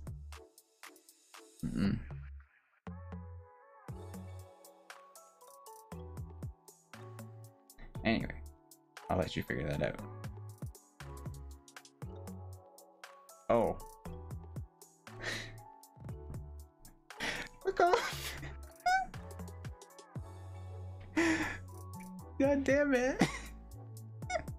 You can't do this to me. I'm not prepared for this shit. No! Goddamn, good one. Welcome, Pion. Oh my god. Hi, Pion, thank you. I appreciated that. We're talking about my travels to BC. I went traveling into British Columbia for a week, so I'm talking about all the traveling we did. And you came and spread the love at a very good point, because this is probably the lower point of the week. We went night skiing, and this is where I'm talking about our one odd roommate who I went up the ski hill with. So yeah, I had skied quite a bit when I was younger. My dad used to ski a whole lot. He used to ski in the Alps and stuff like that. I was like really into it. So like, obviously as a child I had to learn how to ski growing up, so I had experience and stuff like that, but it had been like a while since I last skied. So yeah, this was going to be practice for me when we were here at Cyprus. So I'm like, okay, he says he's gone skiing at Whistler, so that must be recent. So he'll go first and I'll follow behind him, so I can just like watch from him what I gotta do. So he goes to the crest of the mountain. He looks over and then points his skis straight down, like dead straight towards the bottom, and then just goes. And I don't think he's in control, and I don't think he knows he's in control either, and he's just going and going, and he's picking up speed, and oh, really cool. And he's picking up speed, and he just kinda falls over because it's not a good idea to go straight down. You want to go in like side to side motions to control your movements. And if you're gonna go straight down, you don't want your feet to be pointed side to side. You want them to be like with your toes pointed in, to make like a pizza shape. And it's literally called pizza, and that's how you slow yourself down.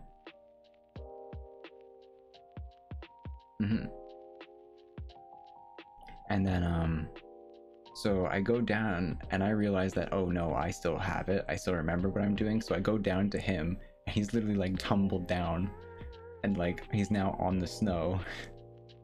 And I'm like, oh, are you okay? And it's like, he's like, yeah, it's just been a while. I'm like, okay, do you need help getting up? And he does need help getting up. So it takes us about 2 or 3 minutes to get him up off of his skis to stand him back up. And yeah, so this is where it's starting to feel like maybe what he said about skiing wasn't true. And so I'm like, okay, hey, if you're feeling a bit like out of it, or like you don't feel well practiced, I can give you some tips and stuff like that, because I noticed that you weren't slowing yourself down. So remember, like, just point your toes together if you're feeling like you're going too fast. And he's like, yeah, okay, cool, I got it, dude. I'm like, okay, you go. And he goes, and he does literally the exact same fucking thing. he does the exact same thing again. He points his toes straight together and then just bombs straight down the mountain and loses control and then just falls over. And this time it took like 5 minutes to get him to stand up because he couldn't get up. He kept on like trying to like lift himself up with his skis pointing still downwards the mountain and not like on their side, so that he wouldn't just start sliding down the mountain. And I was like, come on buddy, come on man. And this whole time I'm trying my best just to be like patient and just calm, and I'll just teach him. He's capable of being taught. I can teach him. He's got this. He's in the skis, he's got that far. So I'm like, okay, just try and go diagonally. Don't go straight down. Remember to push away from where you want to go, and you'll turn into a corner. And that's all you need to do. And just remember to slow yourself down by pointing your toes together. Just do that. And he's like, okay, I'll do that. He didn't do that. He did the exact same thing. And at this point, I'm like, okay, no, I can't teach this guy. It's not gonna happen.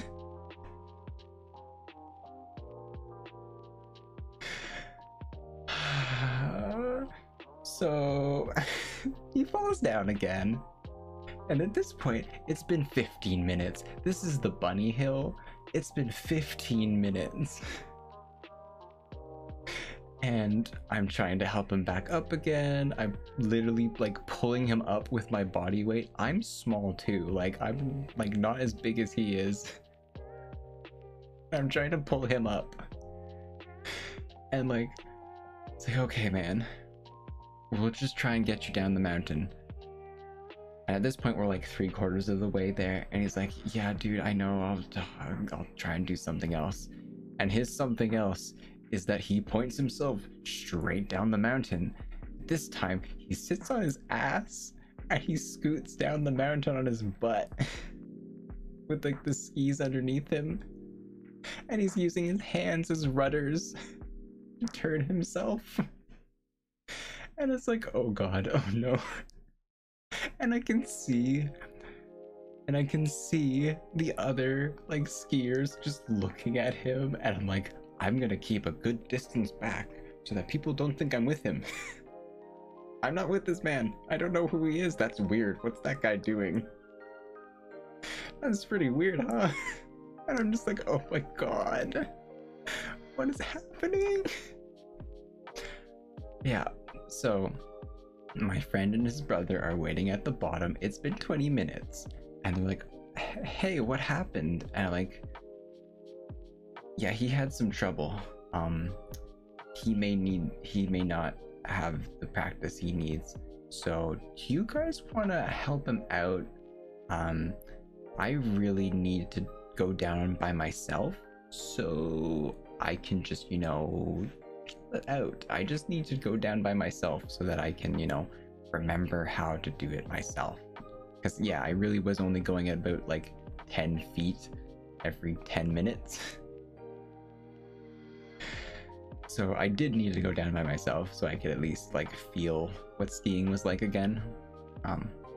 So my friend and his brother this time went down with him and I went by myself. So they hung out at the bottom of the gondola for a little second, and then I went up by myself. So as I was going down the mountain, I saw them going up the chairlift, and I waved at them and they waved at me, and I'm like, okay, maybe they'll be okay the second time. Maybe the first time he was just a little nervous. And yeah, so I got to the bottom of the chairlift and I waited there and I waited there, and then I went on my phone and I kept waiting, and I looked at the time, and then 30 minutes passed and I was waiting at the bottom of the chairlift for half an hour because I didn't want to go like far away because I had the keys to the car and I was texting my friend to like see like, hey, you good? Because I'm assuming they're stopped, right? Like they're stopped most of the time. So I'm like, maybe he'll see his phone and I can just text him and I'll say, hey, I'm going somewhere. But he wasn't answering, so I was like, I'm just gonna wait at the bottom so that they at least see me and I can tell them where I'm going. Because I didn't want to go on my own and just die and they wouldn't know where I was. So I was a good noodle and I waited at the bottom and I regretted it because I just sat there for 30 minutes. Also, it's raining. It's raining and I'm wearing a fall coat, which I realized is not waterproof. It's not this waterproof. So I can start to feel like moisture at my elbows.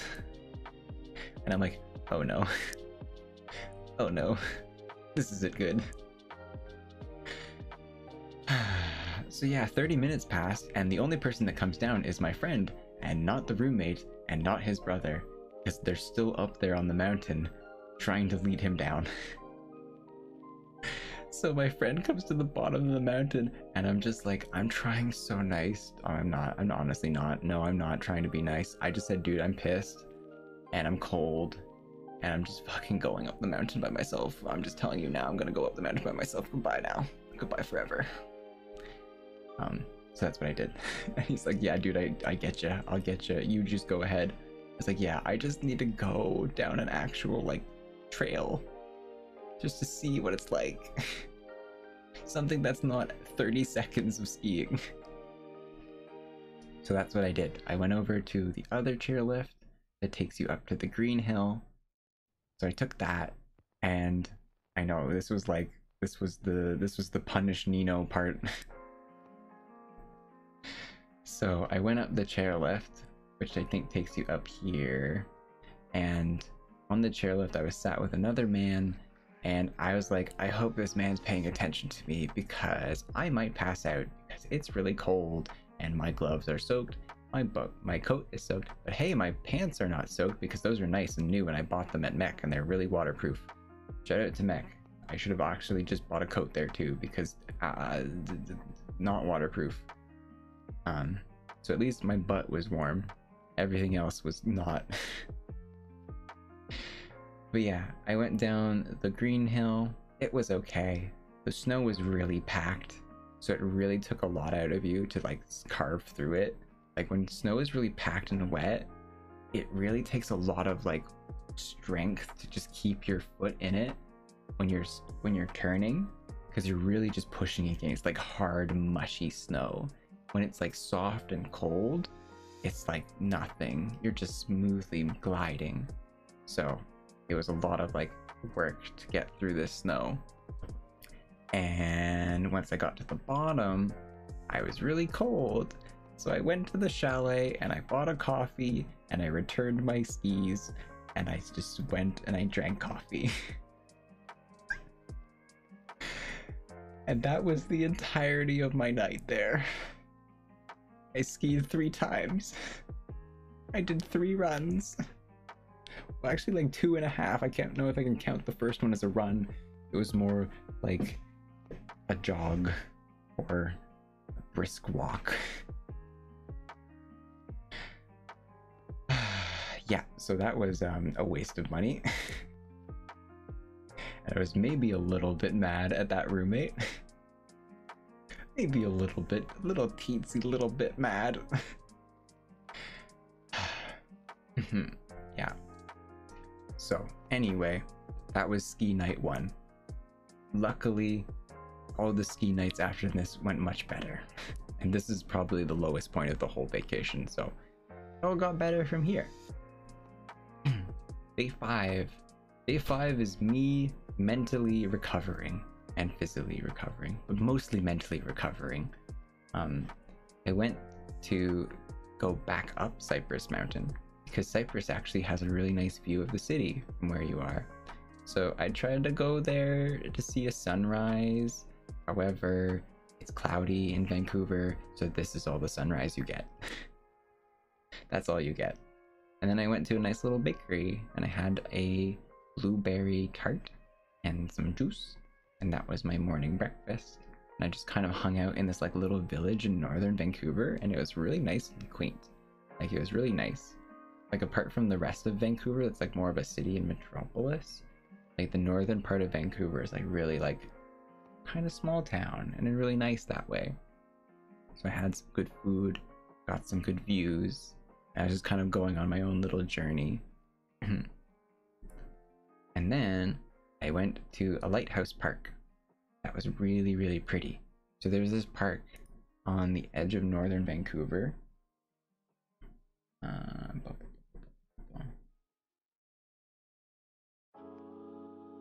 Yeah. Oh shoot, right, I forgot about all the other stuff that I had.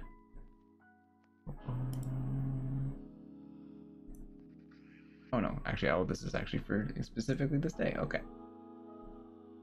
So I went to the Lighthouse Park. And the Lighthouse Park is like this really nice park, like around a whole bunch of like mansions and stuff too. But like, yeah, it's got really nice like trees, and it's really quiet. There was a man with a leaf blower, but apart from that, it was really quiet.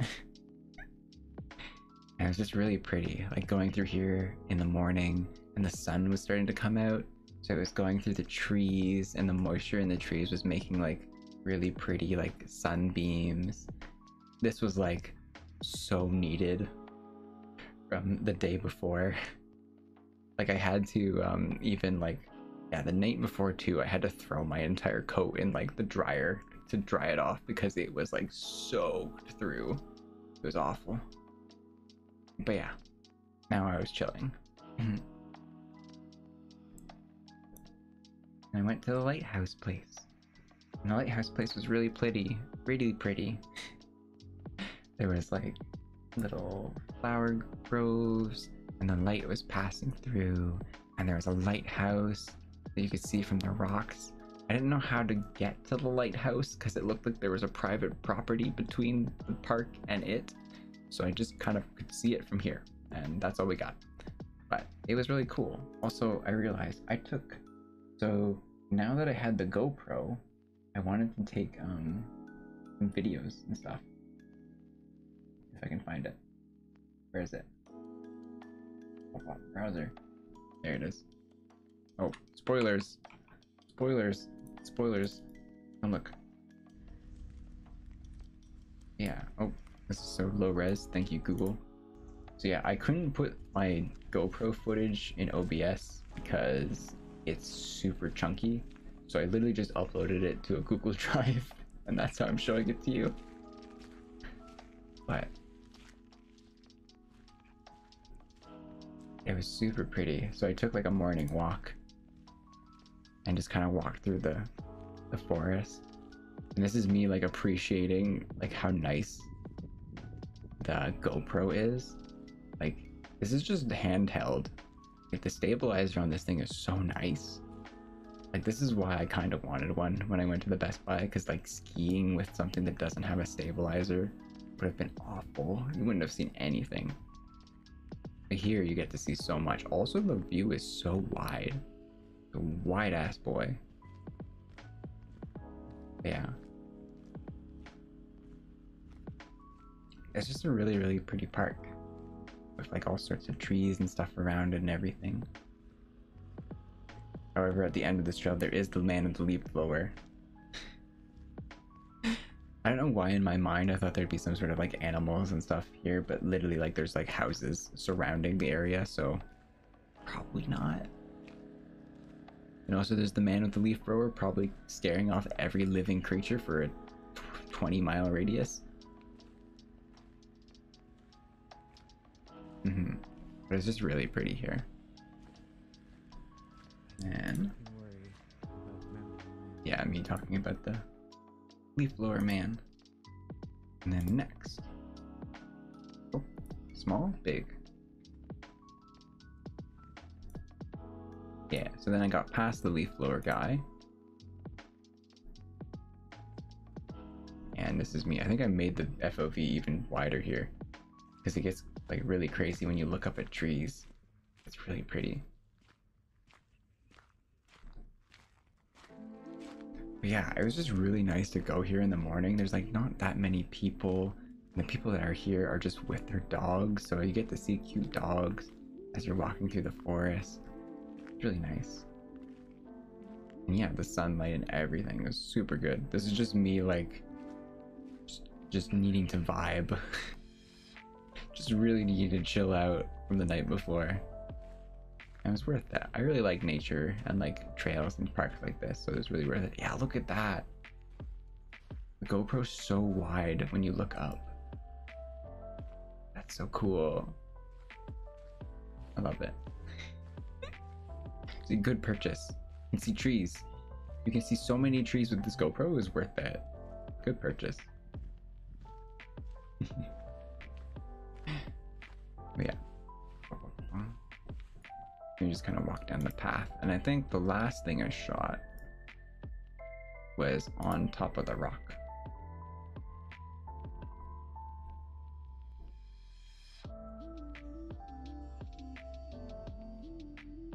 Oh yeah, you can, there's like a little plaque out here, and you can see a lighthouse. Yeah, it's a really nice park. Oh, there's me jumping to the other rock.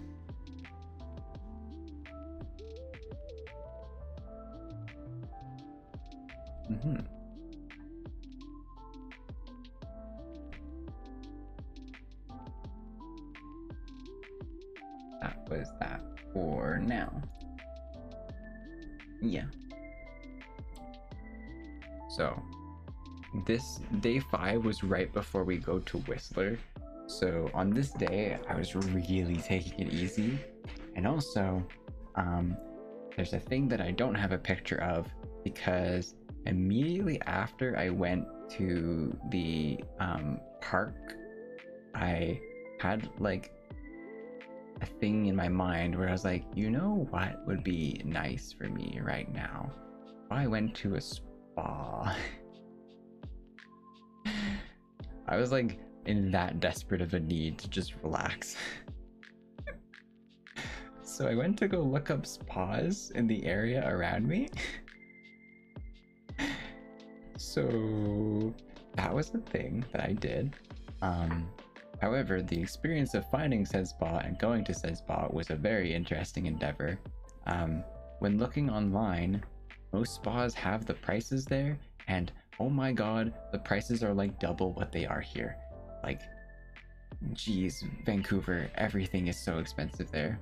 Like, to get like a massage at a Vancouver like spa is like $180.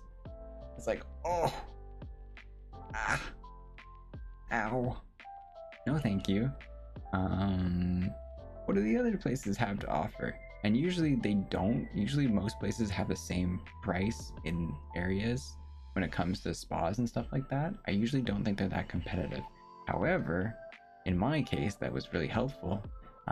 There was this one smaller place that had a really old looking website and had no prices listed, but it had a phone number, and I was like, I'm gonna risk it. Maybe they have good prices here. So I called the phone number, and just like a woman just like answers the phone like, hello, what are you calling for? And I'm like, and I'm a stupid idiot. Whenever anyone says like speaks in a specific way, I'm going to like copycat them back. So I'm in my car and I'm like, hi, I would like a massage. And I'm like, why am I whispering back to them? But yeah, so the massage place, the person on the phone was like, yeah, it's like $70. I'm like, hello, yes, I will come right away.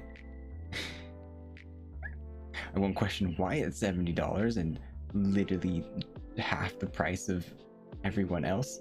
I went to a massage place. I went to a spa and got a massage. And when I tell you that this place was hella sus, I'm not lying. It was really sus. It's just I think there was only 1 or 2 women working there, I don't think there was very many people there. And when I went in, I was told to go to a room, and you do the normal thing as you do in a spa. You take off your stuff and you hang out under the towel and you wait for the person to come back. However, the lady who greeted me came back into the room wearing a red dress, and that was not the same clothes that she was wearing when I met her. So this was where it was like, uh-oh.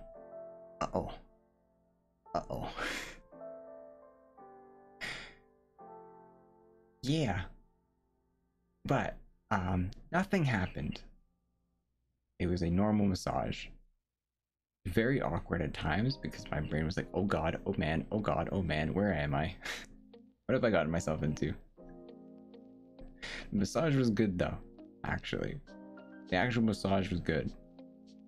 And very needed. I was very relaxed after, once I had escaped the clutches of the spa. But yeah, it was kind of weird. Kind of weird. Did not question it. It was cheaper. That's fine. Anyway, that was the end of day 5 pretty much. Like, it was literally just, I'm gonna go relax. I went to go hang out with my friends. I low-key went back to the creme brulee place because I still like the creme brulee. And then we had a board game night in which my friend who's really into board games just utterly stomped me the entire night. The only thing I was good at was Uno. The only thing I'm good at is Uno. I can't play board games. There's not enough capacity in my mind to do a board game. There's too many rules. Ugh. For people that like play board games all the time, it's like, yeah, you got that all like locked in your mind. And me, it's like you're telling me like the entire English language dictionary on the spot in the span of about 20 minutes, and I'm supposed to memorize it now. It's too much. It's too much. No. Oh wait, Astro redeemed a thingy, and I didn't notice. I've been looking over at this chat more than I've been looking at the actual chat in OBS. Okay. I'll take... Fine. Fine. Sorry, Atro, if you already went to bed. I have taken it off now. Oh, I see you did it twice! I'm sorry!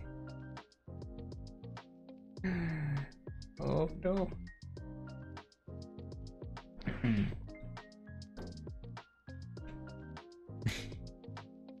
Sorry, I was too tilted. I was too tilted talking about Skiing Man. Thank you. But yeah, we had a board game night. It was chill. It was chill. But I did just get destroyed the whole time. And then we went... Ugh. And now it's time to go to Whistler! Whistler time!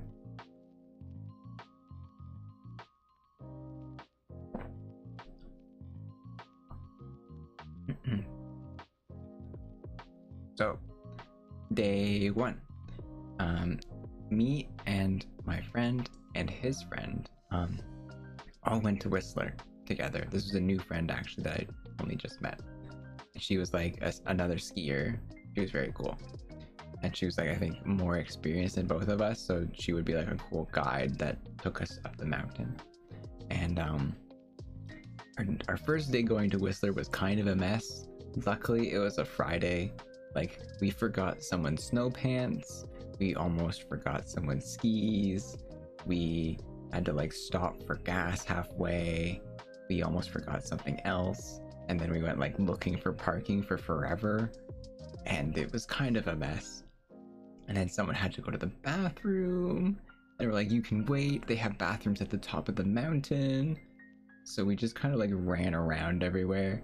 And I think by the time we like got to the top of the mountain, it was 1 p.m. So we didn't really get a whole day out of it, but it was a good start. It was fine. And on the first day, it was really cloudy actually. You can see like there's clouds like all around the mountain. So from the bottom looking up, it's just like you can't even see the top. And then from the top looking down, it's just a valley of clouds down below. And it's really cool looking. But yeah, you don't really have a good idea of like how high the Whistler Mountain is until like you've actually gone down it. However, when you get to the top of the mountain through the clouds, you see it's like all really pretty, and there's these snow-capped mountains and sun's peeking out over the clouds. And then you can see Blackcomb over here, which is the sister mountain of Whistler, called Blackcomb. It's like another mountain just beside it, and there's like a valley in between them. And so we spent most of the day skiing Whistler, and it was lots of fun, like super fun. My friend, he was new to skiing, so he was very scared sometimes because Whistler does get steep at points. But if you take the greens, you're usually okay. We accidentally went on a blue though the first time with him, and that was kind of an experience. It's like, oh, I see you've been skiing for a day and a half. Anyway, try and get down this mountain. Yeah. And then before I show you the last thing, there's some stuff that happened when we were skiing. So this is where we actually used the GoPro for what the GoPro was meant for. Hold on. So I had like a chest rig kind of thing, so you can see me skiing. Oh wait, this is already at the end of the day. Spoilers. Also, I didn't even show it to you guys. Anyway, it's fine. It's after this thing that I'm going to explain now. So on the bottom right is the view from a gondola, and this is called the Peak to Peak gondola. And the Peak to Peak gondola is a gondola that connects Whistler and Blackcomb. And when we were using it, it was cloudy that day. So going down towards the clouds, it doesn't look like it's that high up. And you're in this gondola with like a bunch of other skiers and snowboarders and stuff like that. And it's like really pretty. Like you're going down, you can see all the skiing down below you. Super nice. And you can like see the clouds and the mountains. And you're like, oh, that's kind of high up.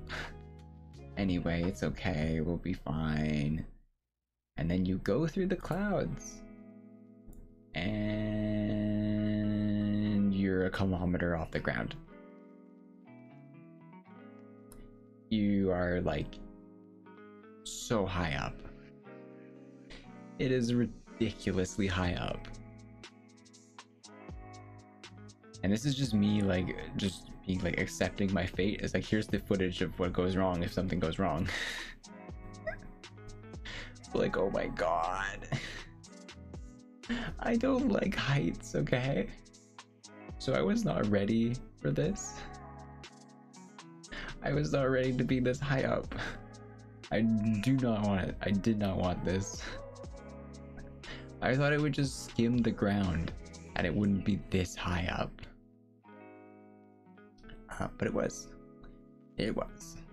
And I had to deal with it because I was already in the car and it's not turning around. So, yeah. It was cool though, you get to see a cool view. But hoo boy, I refused to take it the next day. Yeah. But what was nice about it is that when we got to Blackcomb, it was actually closing. The thing closes like at 4, which is really weird. The whole mountain's like starting to close at 4. But once you're up at Blackcomb, it's like sunset. We got there at sunset, so it was really, really pretty. Also, yeah, the elevation is something I didn't really think about. But yeah, you're like 1,800 meters off the ground, 6,000 feet. Very high, pretty high. It was really cool. And then, alright, that's the end of all of the iPhone footage. No, it's mostly GoPro footage. So, there it is. So yeah, when we went skiing at the end of Blackcomb, it was like really nice. Like you can see like down there on the right, the clouds and everything. It's like it's kind of like a sea of clouds as you're skiing down. It's like super pretty.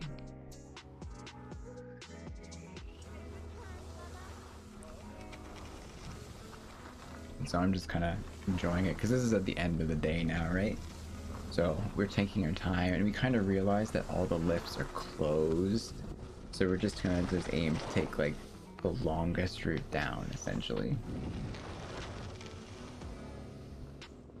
Okay, I don't want to hear my voice. Sorry. I think we go down at some point. Yeah, there we go.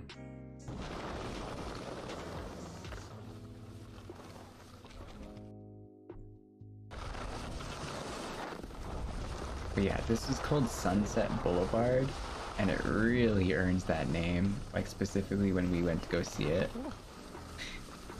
Don't fall, Nino. Because yeah, it's just so pretty.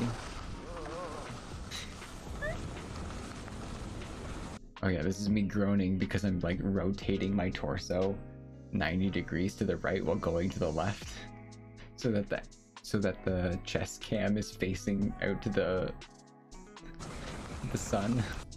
But it's such a nice view. Also, yeah, you can see the gondola down there. It's so creepy. But yeah, it's such a nice, like, it's just a really nice picturesque end of day thing. I really want to do it again. Yeah. And then I think right there.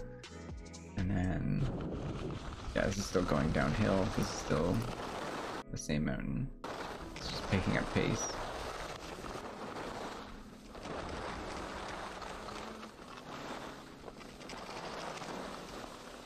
And we kind of got lost at some point, so we didn't really know where to go. Oh yeah, and we're just taking in the view. Because yeah, it's like so pretty. It's so pretty. And then last one. If it'll load.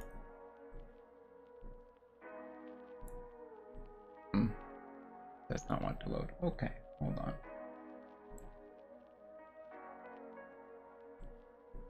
Refresh. Let's see.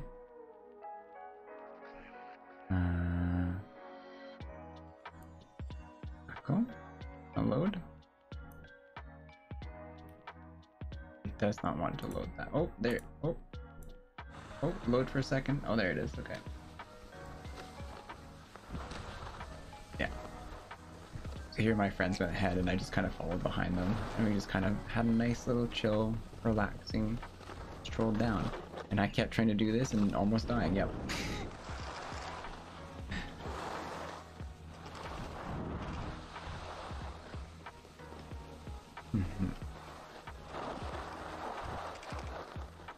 But it's just like, yeah, just a nice chill path going down in the trees. Nino, stop trying to kill yourself. Oh, that's clean. And then this was a really nice view. So I think here I try to rotate my chest to look out to the, yeah. Look, Nino. There it is. Yeah, so this is like the view the whole time going down until you get into the clouds. And it's just like the peak of Whistler with the sunset going down and the clouds above it or below it. Super pretty.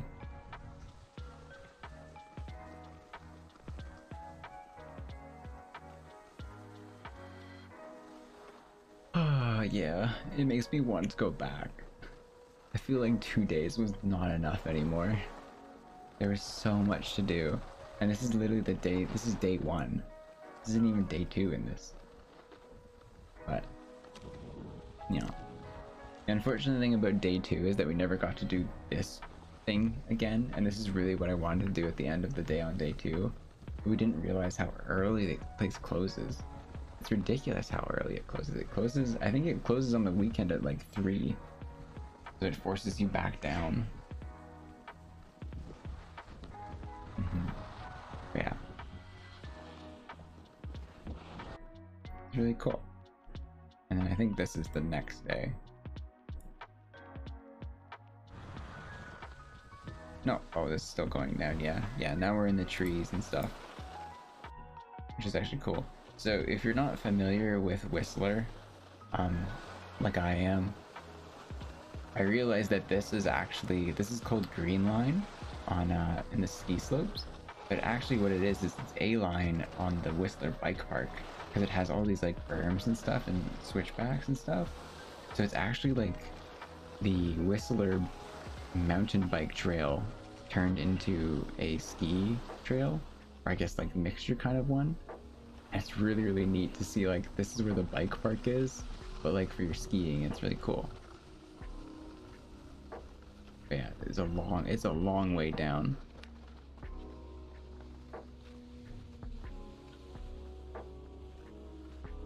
So it's very, yeah. So I love the GoPro. This is such like a first-person video game view with a chest camera.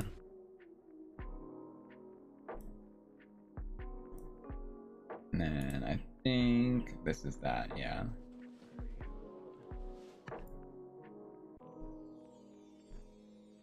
Yeah, okay, this is day 2.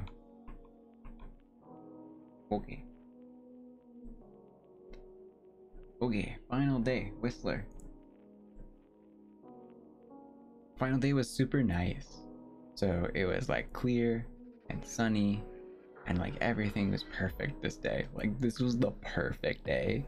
So it had been clear the day before. There was no rain or anything as well. Just on the day 6, there was no rain, and it was all super like nice and fluffy clouds and fluffy snow. And one thing I wanted to do when we first went there is I saw these chairlifts going to the very peak, like all the way up. The place we were at was like maybe 3/4 of the way, or maybe like 5/6. Like it was almost at the very top, but you could see there's somewhere else that's going really high up.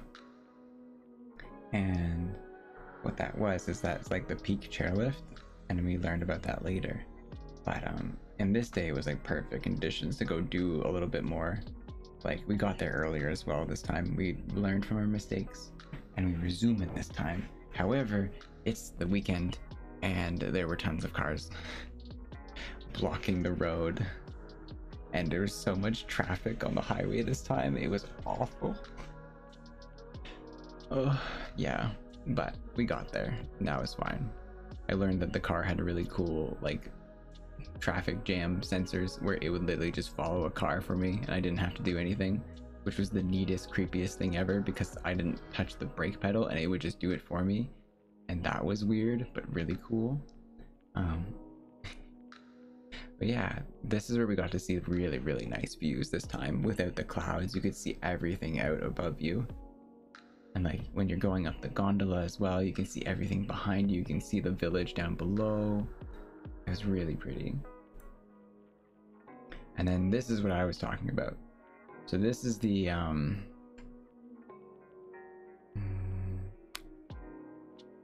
peak chairlift is what it's called. Yeah. So it's going right up to the very peak at the top. And then from there you can take like these huge views in of like the mountains surrounding you, and it's super, super pretty. It was so nice up there. Like even like there wasn't a lot of like not clouds. There wasn't a lot of wind up there too, which was really interesting. It was like really calm up there. It was really nice. And then I took a couple of videos going down. So this is from a more calm like part of the trail, and this is at the point where I had a hand cam. So instead of it being attached to my chest, I'm using a hand cam. It's like I'm just hand holding it while skiing. So I'm not using my poles anymore. I'm just kind of like hand holding it.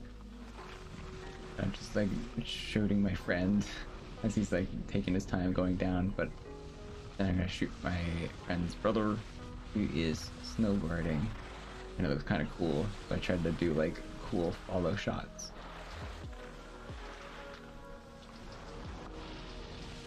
Also, this madman, my friend's brother, is just in denim jeans, and you can see his ass is already wet Because like, oh my god, how are you just going in the snow in denim jeans? True Canadian. Like, I'm in my waterproof pants because I could not handle it. But yeah, I love this, like, just being able to follow with like the camera and like get these cool shots and stuff like that. And then this is at the peak. So I and my brother's friend went up to the top. My friend himself was still very new to skiing, so he didn't really feel comfortable going all the way up here with us. So he went down on his own, and he had to anyway because at some point he may have dropped his glove from the chairlift and had to go retrieve it. So that's what he had to do. So me and his brother went down the ski on the peak by ourselves, and it's really, really cool from here because this is like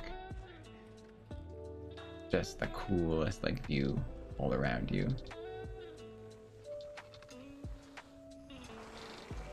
So to the left is like the other little peak. You can go down that too. And we went down that one first to kind of get like a test run, but then this is like the actual big peak over here. And you can see all the mountains out this way. There's actually a specific mountain that I took a picture of behind this video that's like over there. It's kind of got like this strange like jutting point to it, which I don't remember what the name of it is, but it's really like cool looking. But yeah, GoPro effect is in effect here. It is way steeper than it looks, but there's lots of fun going down. And you can see I'm just like, yeah, there's a really long part ahead of you, so you just kind of have to send it down and hope that you have enough speed and don't get stopped.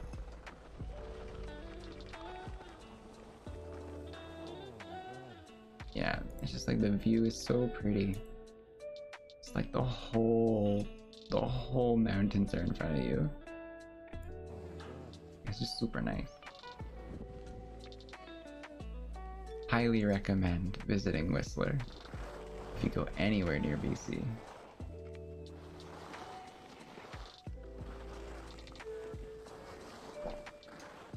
I should stop drinking this angry at 12. Water time.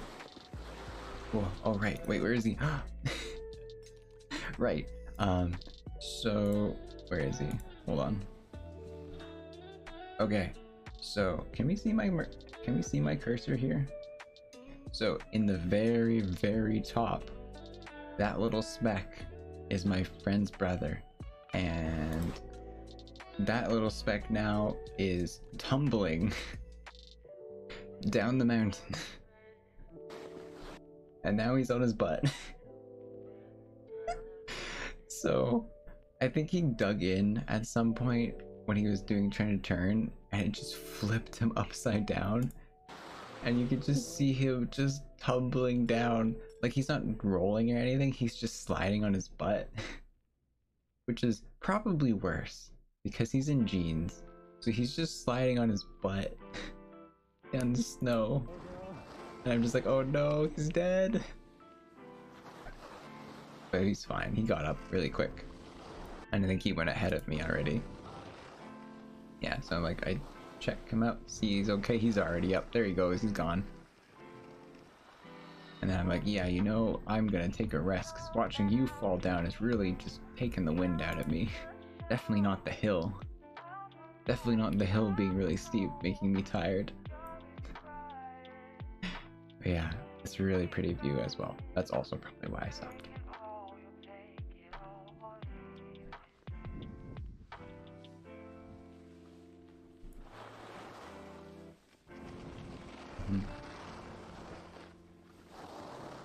But yeah, and this run was pretty much the end of the day for us because this run itself takes you literally all the way to the bottom of the hill. And by the time we got there, we realized everything was closing. So we never really could go back up to Blackcomb to go, you know, ski down for the sunset. So we didn't get that, but I at least got to do the big scary hill and go down the big peak. And then here, yeah, and then here I think we stop And that's where I take the picture that's in here. Yeah, that's where I took the picture that's on the right.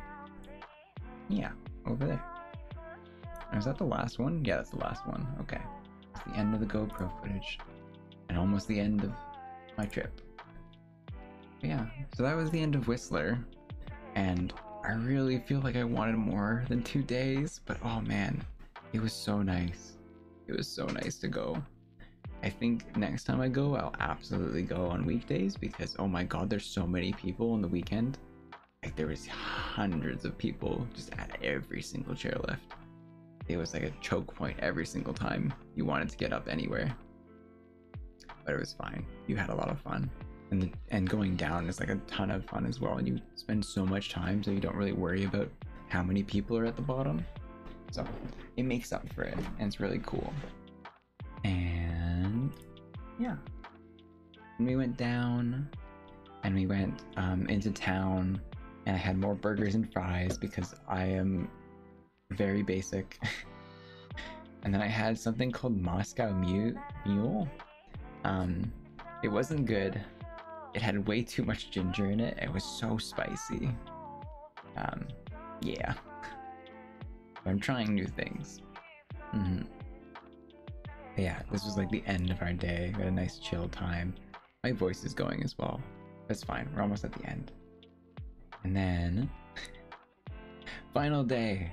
My friend made me pancakes. They looked like Mike Wazowski, I said, because there's only one eye. He's got a little mouth.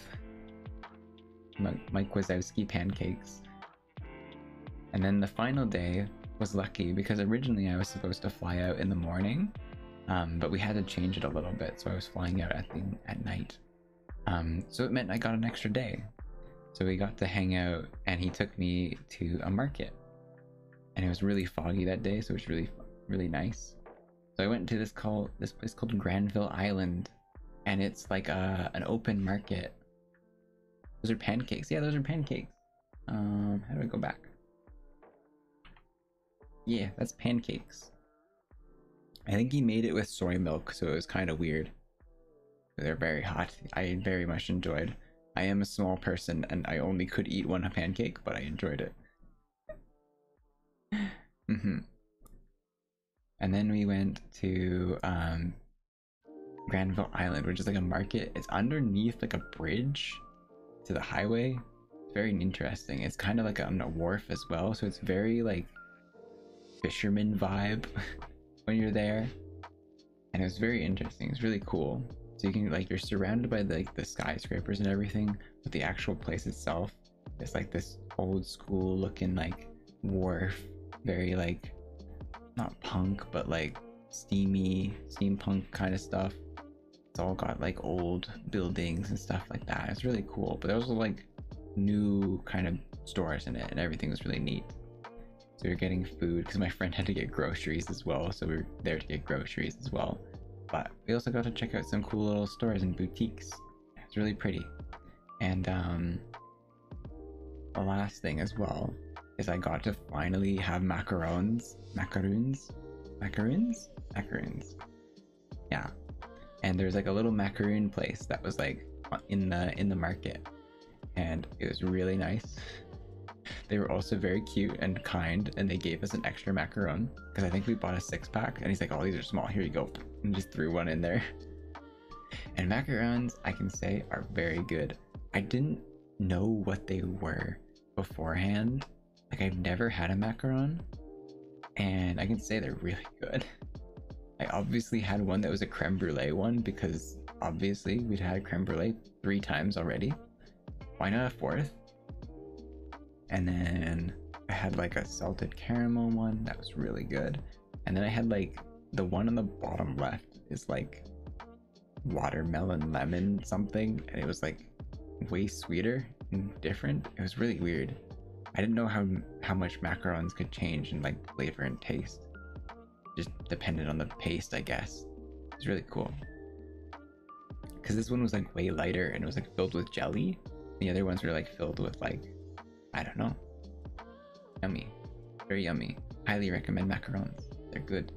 I enjoy. But yeah. Then we had to return the car. I had to go home. I literally have a screenshot of my phone telling me where I parked my car, which is the Subaru. And it's like the saddest thing to me. It's like, oh no, goodbye, my son. Thank you for taking care of me. F to the Subaru. He will be missed. And then this was the roughest part as well, going home, because the trip itself, yeah. Riposo.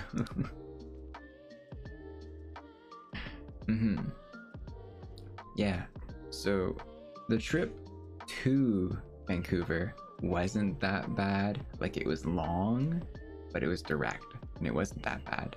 However, the trip going home was really rough, like really rough.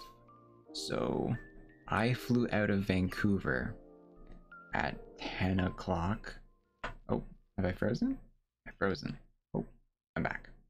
I flew out of Vancouver at 10 o'clock, which is like 1 a.m. 1 a.m. my time. And it was an overnight flight. So I was flying to Toronto this time, and it was my layover. So I had a layover in Toronto. I think I arrived in Toronto at 6 a.m. in the morning, and I had a 4-hour layover. I just had to sit in an airport for 4 hours and wait for my flight to Ottawa, which only took an hour. It was like a really short flight to Ottawa. And I had to wait 4 hours for it. Ugh. So that was kind of rough. But when I flew out of Vancouver, it was dark again, and also I was really sleepy, so I kind of just napped. I don't think I even watched anything on the way back, like I did with Belle. So yeah, I didn't really watch anything, didn't get to see anything. It was nighttime. But when I got to Toronto, it would have been 10 o'clock when I flew away. So it was daytime this time, so I could finally take pictures of flying outside and what it looked like. And it was super pretty. You could see all the clouds and everything, and like you could see like the sky, and like we got above the clouds and everything. It was really cool.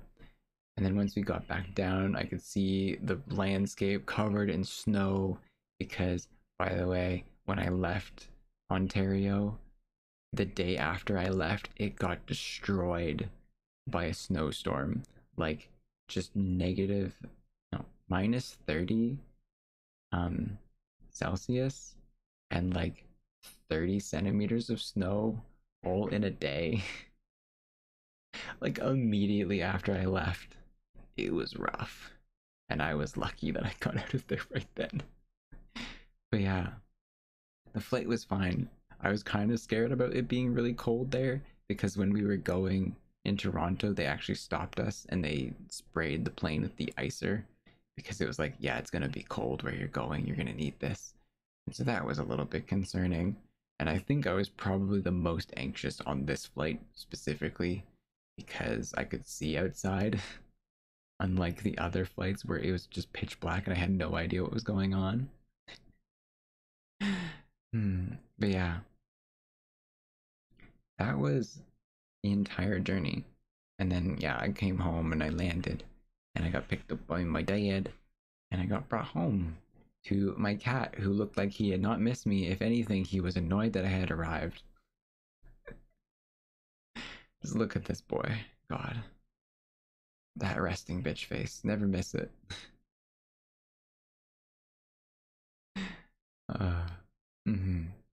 Oh, right, yeah, too. Also, this plane over here is a Porter plane. They're like a smaller end airport style thing, and they use these prop planes that are super tiny. And I saw one over to the side, and my dad explained that that's the plane he usually takes to come here when he's going out places. I'm like, that's no. Why would you do that? Why would you do that? That plane is tiny. No, thank you. He is cute though. He is a cutie. He just looks angry all the time. But I'm sure he appreciated having me back. If anything, yeah. When I came back, he literally just started cuddling up under my covers. as soon as I was back. He's like, yes, I could go and sleep on your bed now. Hell yeah. So it was nice. Also, my audio cut again.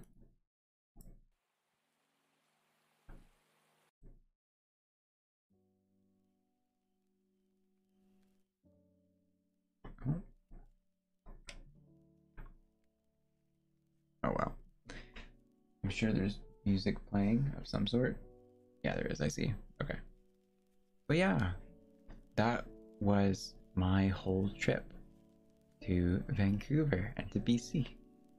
And I realized this took me almost 4 hours to talk about. So I was gonna play a game at the end of this. However, I'm really tired. But I swear I will be streaming a whole lot this week. I'll make a schedule when I wake up. So I probably won't be streaming on Monday. Maybe. We'll see. Oh right, and the last thing too was like I left this year because I have like a whole bunch of games laying around because I am impulsive. If you saw how I bought a GoPro at random, I've also bought a lot of games. There's tons of games that I've still yet to play. So I might play some like little tiny games here and there this week. I know there's some big games I want to start, and I still have to finish Omori. I still have to finish Omori. Oh my god. I don't know how far I am in Omori, but we will get there. You're enjoying the journey. But yeah. I know that would wake you up. Yeah, we'll do Omori this week again. Hopefully I'll start sooner so I have lots of time to play it. And yeah, we'll play some little games. I don't know if I want to start any big games until the weekend. And we'll do maybe a community night where we watch a movie together. I know someone suggested a Ghibli film, so I might bring up some Ghibli films I've never seen before, and we can watch those. And we can vote on them. I'll make sure you guys can choose what Ghibli films to watch. Yeah, and then there's also these games here that I've never played before, but I bought a whole bunch of games, so I need to get into like some of them at some point. But I think we'll check them out. Yeah. Yeah. Thank you, Dangan, for hanging out and listening with me, and thank you everyone else for hanging out and listening to my stories. I hope you enjoyed. Thank you for vibing with me. I hope you all had good weeks as well while I was gone. Yeah, I look forward to playing games with you guys soon.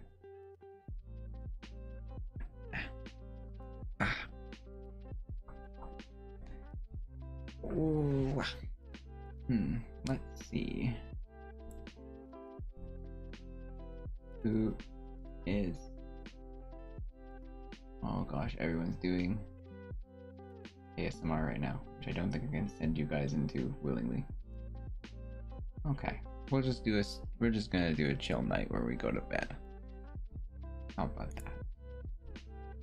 That's fine.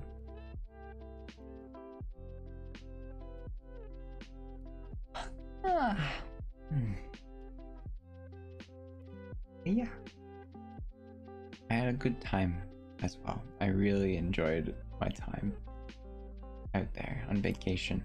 I really hope to do it again too sometime, maybe in the summer. That'd be really cool. Yeah, thank you all for watching. I hope you take care, have a good night and a good day tomorrow, and I'll see you soon. Okay.